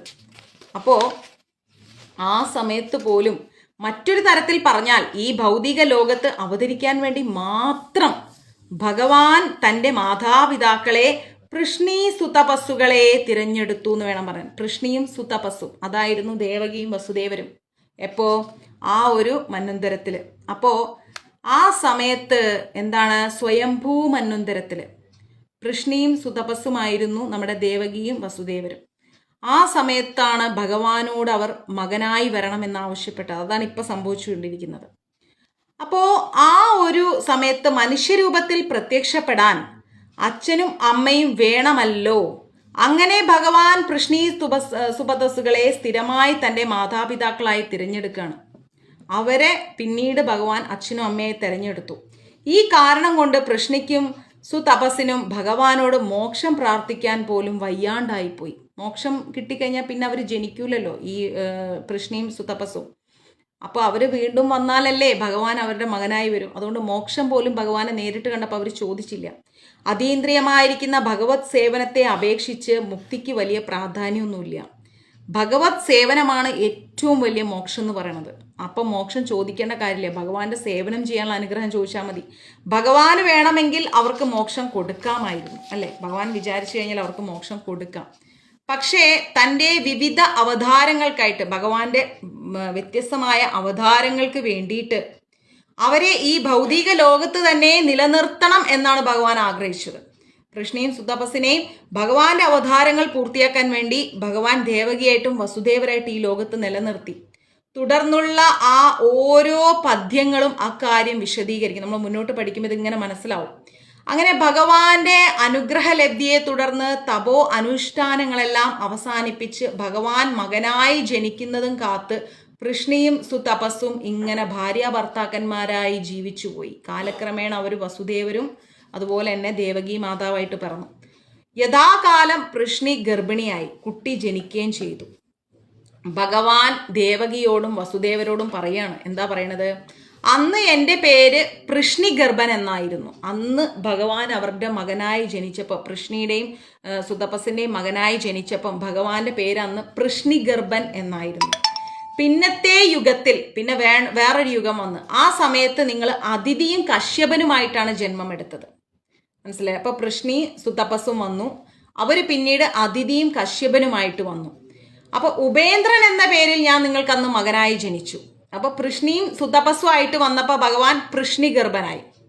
അവരുടെ മകൻ ആയിട്ട് വരണം എന്ന് ഭഗവാനോട് പ്രാർത്ഥിച്ചു. ഭഗവാൻ കൃഷ്ണിക്കും സുതപസ്സിനും കൃഷ്ണിഗർഭൻ എന്ന് പറയുന്ന മകനായിട്ട് ജനിച്ചു. അങ്ങനെ ഈ കൃഷ്ണിയും സുതപസ്സും വീണ്ടും ഒരു ജന്മം എടുത്തു, അദിതിയും കശ്യപനും.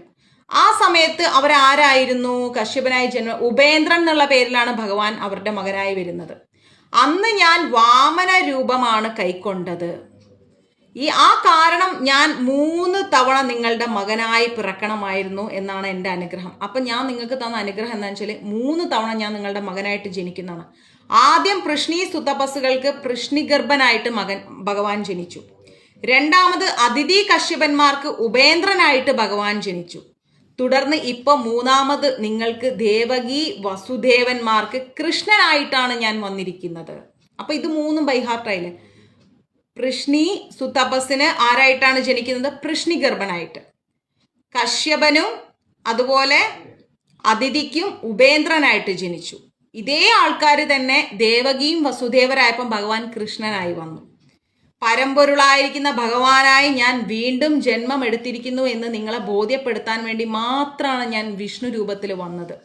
ഒരു സാധാരണ ശിശുവിനെ പരമ്പൊരുളായി, ഒരു സാധാരണ ശിശുവിനെ പോലെ എനിക്ക് എന്താ പറയാ, ഒരു സാധാരണ പോലെ ഒരു മകനായിട്ട് എനിക്ക് ജനിക്കായിരുന്നു. പക്ഷെ ആ രൂപത്തിലായാൽ പരമ്പൊരുളായിരിക്കുന്ന ഭഗവാനാണ് ഞാനെന്നും ആ ഞാനാണ് നിങ്ങളുടെ ഗർഭത്തിൽ വന്നിരിക്കുന്നതെന്ന് നിങ്ങൾക്ക് മനസ്സിലാവില്ല. പ്രിയപ്പെട്ട അച്ഛനമ്മമാരെ, ഭഗവാൻ പറയാണ്, നിങ്ങൾ എന്നെ പലവട്ടം തികഞ്ഞ വാത്സല്യത്തോടെയും സ്നേഹത്തോടെയും കൊണ്ട് പോലെ ഒരു സ്വന്തം കുട്ടിയായിട്ട് നിങ്ങൾ എന്നെ വളർത്തിയിട്ടുണ്ട്. കൃഷ്ണിഗർഭനായി വന്നപ്പോഴും ഉപേന്ദ്രനായി വന്നപ്പോഴും നിങ്ങൾ എന്നെ കുറേ വാത്സല്യത്തോടെ പല ജന്മങ്ങളിൽ വളർത്തിയിട്ടുണ്ട്. അതിൽ ഞാൻ സന്തുഷ്ടനാണ്. നിങ്ങളോട് ഞാൻ കടപ്പെട്ടവനുമാണ്. നിങ്ങൾ എന്നെ അത്രയും സ്നേഹിച്ചു വളർത്തിയത് കൊണ്ട്. നിങ്ങളുടെ ദൗത്യം പരിപൂർണമായിരിക്കുന്നതിനാൽ ഇത്തവണ നിങ്ങൾക്ക് സ്വധാമത്തിലേക്ക്, ഭഗവത് ധാമത്തിലേക്ക് മടങ്ങിപ്പോകാമെന്ന് ഞാൻ ഉറപ്പ് തരുന്നു എന്ന് പറയണം ഭഗവാൻ. അപ്പം നിങ്ങൾ 3ാമത്തെ വട്ടാണ് എന്നെ മകനായി സ്വീകരിക്കുന്നത്. അതുകൊണ്ട് നിങ്ങളുടെ കർമ്മം പൂർത്തിയായിരിക്കണം. അതുകൊണ്ട് ഈ ജന്മത്തിൽ നിങ്ങൾക്ക് സ്വന്തം ധാമത്തിലേക്ക് പോകാമെന്ന് ഞാൻ നിങ്ങൾക്ക് ഉറപ്പ് തരുകയാണ്. നിങ്ങൾക്ക് എൻ്റെ കാര്യത്തിൽ അതീവ ഉത്കണ്ഠയും കാര്യങ്ങളൊക്കെ ഭയമുണ്ട്. കംസൻ എന്നെ കൊണ്ടുപോകുന്നുള്ള പേടിയുണ്ട്. അതൊക്കെ എനിക്കറിയാം. ആയതിനാൽ ഇപ്പോൾ തന്നെ എന്നെ ഗോകുലത്തിലേക്ക് എത്തിക്കാൻ ഞാൻ കൽപ്പിക്കുകയാണ്. ഭഗവാൻ പറഞ്ഞു, കംസൻ എന്നെ കൊണ്ടുപോകുന്ന നിങ്ങൾക്ക് പേടിയുണ്ട്. അതുകൊണ്ട് ഈ നിമിഷം ഇവിടെ വെച്ച് നിങ്ങൾ എന്നെ ഗോകുലത്തിലേക്ക് എത്തിക്കണം. അവിടെ ഈ സമയത്ത് ഇപ്പോൾ ഞാൻ ഇവിടെ ഈ കാരാഗ്രഹത്തിൽ ദേവകിയുടെ മകനായി അവതരിച്ച ഈ സമയത്ത് തന്നെ ഗോകുലത്തില് ഈ സമയത്ത് യശോദയ്ക്ക് പിറന്നിരിക്കുന്ന ഒരു പെൺകുട്ടിയുണ്ട്. യശോദാ മാതാവിനൊരു പെൺകുട്ടിയാണ് ജനിച്ചത്. ആ പെൺകുട്ടിയുടെ സ്ഥാനത്ത് എന്നെ കിടത്തിയിട്ട് ആ കുട്ടിയായിട്ട് ഇങ്ങോട്ട് മടങ്ങി വാ. എന്നെ അവിടെ കൊണ്ട് യശോദാമയുടെ ആ പെൺകുട്ടി കിടക്കുന്ന സ്ഥാനത്ത് എന്നെ കിടത്തിയിട്ട് യശോദാമ പ്രസവിച്ച പെൺകുട്ടീനെ ഇങ്ങോട്ട് കൊണ്ടുപോവാ. അങ്ങനെ മാതാപിതാക്കളുടെ സന്നിധിയിൽ ഇത്രയും പറഞ്ഞ ശേഷം ഭഗവാൻ എന്താ പറയാ, ചതുർബാഹു രൂപത്തിൽ നിന്ന് ഒരു സാധാരണ ശിശുവായി മാറിയിട്ട് ഭഗവാൻ മൗനം പൂണ്ട് ഇങ്ങനെ കിടക്കുക. ഭഗവാന്റെ കൽപ്പന പ്രകാരം ഈറ്റില്ലത്തിൽ നിന്ന് വസുദേവർ കുട്ടിയെ എടുക്കാൻ തുടങ്ങി. ഭഗവാൻ പറഞ്ഞതാണല്ലോ, ആ ഈറ്റില്ലത്തിൽ നിന്ന് വസുദേവർ എന്ത് ചെയ്തു? കുട്ടിയെ ഇങ്ങോട്ട് എടുത്തു. അതേ നിമിഷത്തിൽ തന്നെ യശോധാനന്ദനന്, യശോധാ മാതാവിനും നന്ദഗോപർക്കും എന്തായി? നന്ദമഹാരാജാവിനും അവിടെ ഒരു പെൺകുട്ടി ജനിച്ചു ഗോകുലത്തിൽ. ഭഗവാന്റെ ആന്തരിക ശക്തിയായ യോഗമായയായിരുന്നു ആ പെൺകുട്ടി. അവൾ ആന്തരിക ശക്തിയായ ഈ യോഗമായയുടെ പ്രഭാവം മൂലം കംസന്റെ കൊട്ടാരത്തിലെ മുഴുവൻ അന്തേവാസികളും ദ്വാരപാലകരും എല്ലാം ഗാഢ സുഷുപ്തിയിലായി. യോഗമായാണ് അത് അവിടെ ഗോകുലത്തിൽ ജനിക്കുന്നത്. അത് ഭഗവാന്റെ യോഗമായ ആയതുകൊണ്ട് എല്ലാവരും ഉറങ്ങിപ്പോയി കംസന്റെ കൊട്ടാരത്തിൽ, അവിടെ യോഗമായ ജനിച്ചതുകൊണ്ട്. ഇരുമ്പ് സാക്ഷിയിട്ട് ഇരുമ്പ് ചങ്ങല കൊണ്ട് ബന്ധിച്ചിരുന്ന കൊട്ടാര വാതിലുകള് സകലതും മലർക്ക തുറക്കാണ്. വസുദേവര് പോകുമ്പോൾ എല്ലാം തുറന്നു. ഇരുമ്പ് സാക്ഷിയിട്ട് പൂട്ടിയ വാതിൽ പോലും തുറന്നു. രാത്രി കൂരിരുട്ടാണ്ടിരുന്നു. എന്നാൽ വസുദേവര് കുട്ടിയെ എടുത്ത് പുറത്തിറങ്ങിയപ്പോൾ സൂര്യപ്രകാശത്തിൽ എന്ന പോലെ സർവ്വ വസ്തുക്കൾ അദ്ദേഹത്തിന് കാണാൻ പറ്റിയിട്ടുണ്ടായിരുന്നു. രാത്രിയാണ്, ഭയങ്കര രാത്രി. പക്ഷെ ഭഗവാൻ അങ്ങോട്ടേക്ക് ആ കുട്ടിയെയും കൊണ്ടിറങ്ങിയപ്പോൾ എല്ലാം കാണാൻ പറ്റുന്നുണ്ട്. ആർക്ക്? ആ വസുദേവർക്ക് പകല് പോലെ എല്ലാം കാണാൻ പറ്റും. കൃഷ്ണൻ സൂര്യപ്രകാശം പോലെയാണെന്ന് ചൈതന്യ ചരിതാമൃതത്തിൽ പറഞ്ഞിട്ടുണ്ട്. കൃഷ്ണനുള്ള ഒരിടത്തും ഇരുട്ടുണ്ടാവില്ല, മായാശക്തിക്ക് നിലനിൽപ്പും ഉണ്ടാവില്ല. കൃഷ്ണനുള്ള സ്ഥലങ്ങളിൽ മായയ്ക്ക് നിലനിൽപ്പില്ല, അവിടെ ഇരുട്ടും ഉണ്ടാവില്ല. വസുദേവര് കൃഷ്ണനെയും കൊണ്ട് പോകുമ്പോൾ ഇരുട്ട് എവിടെ പോയി മറഞ്ഞു എന്ന് പോലും പറയാൻ പറ്റില്ല. കാരാഗൃഹത്തിൻ്റെ കവാടങ്ങളെല്ലാം സ്വയം തുറന്നു വന്നു. അതോടെ ഇടിമുഴക്കവും പേമാരിയും തുടങ്ങി. ഭയങ്കര ഇടിയും മഴയും തുടങ്ങി. പുത്രനായ കൃഷ്ണനെയും കൊണ്ട് വസുദേവര് നടന്നു പോകുമ്പോൾ ഭഗവാൻ എന്ത് ചെയ്ത്? ശേഷൻ സർപ്പാകൃതിയിൽ, ഭഗവാൻ ശേഷൻ സർപ്പത്തിൻ്റെ ആകൃതിയിൽ വസുദേവരുടെ തലയ്ക്ക് മുകളിൽ ഫണം പിടർത്തി നിൽക്കുകയാണ്. ഇങ്ങനെ വസുദേവരുടെ തലയ്ക്ക്. കാരണം എന്താ? ഇവിടെ ഭഗവാനാണുള്ളത്. ആ ഭഗവാന്റെ മുകളിൽ വെള്ളം തട്ടാതിരിക്കാൻ മഴയും ഇടിയും കാറ്റുമാണ് പാതിരാത്രിക്ക്. പക്ഷെ പകലുപോലെ വെളിച്ചം. എന്നിട്ട് കുട പോലെ വന്ന് ശേഷൻ നിൽക്കുകയാണ്. എന്നിട്ടോ ആ ഒരു തലയ്ക്ക് മുകളിൽ ഫണം വിടർത്തി നിന്നിട്ട് മഴയുടെ ശല്യത്തിൽ നിന്ന് അദ്ദേഹത്തെ രക്ഷിക്കുകയാണ് ഭഗവാൻ. വസുദേവർ യമുനാ തീരത്തെത്തി. യമുനയിൽ തിരമാലകൾ ആർത്തലയ്ക്കാണ്. എമ്പാടും ജലം, ഭയങ്കര ജലം, വെള്ളം ഇങ്ങനെ നുര പോലെ പൊങ്ങി വരികയാണ്.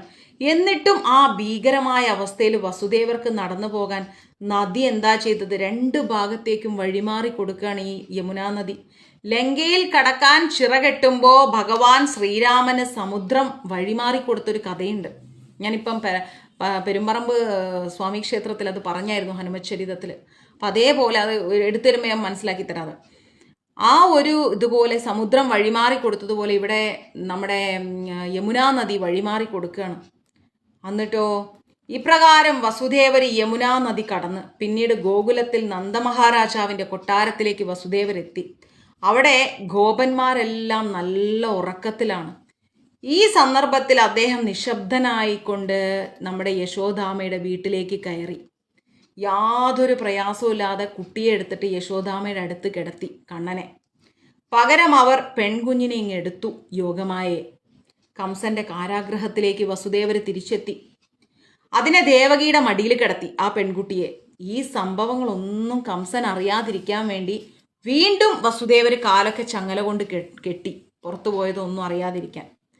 തനിക്കൊരു കുട്ടി ജനിച്ചതായിട്ട് യശോദാമ അറിഞ്ഞു. പെട്ടെന്ന് യശോദാമ കണ്ണൂർ നോക്കുമ്പോൾ ഒരു കുട്ടി യശോദാമയ്ക്ക് ജനിച്ചിരിക്കുന്നു. എന്നാൽ അത്യന്തികമായ പ്രസവ ക്ലേശം മൂലം, അതായത് ഭയങ്കരമായ പ്രസവ വേദന കൊണ്ടൊക്കെ യശോദാമ വീണ്ടും ഉറങ്ങിപ്പോയി. ഉണർന്നപ്പോൾ തനിക്ക് പിറഞ്ഞുന്ന കുട്ടി ആണാണോ പെണ്ണാണോ എന്ന് ഒന്നും ഓർമ്മിക്കാൻ പറ്റുന്നില്ല. പ്രസവിച്ചു എന്നുള്ളത് യശോദാമയ്ക്കറിയാം. പക്ഷെ ആ ഒരു പ്രസവവേദനയും ക്ഷീണവും കൊണ്ട് പാവം പിന്നെ ഉറങ്ങിപ്പോയി.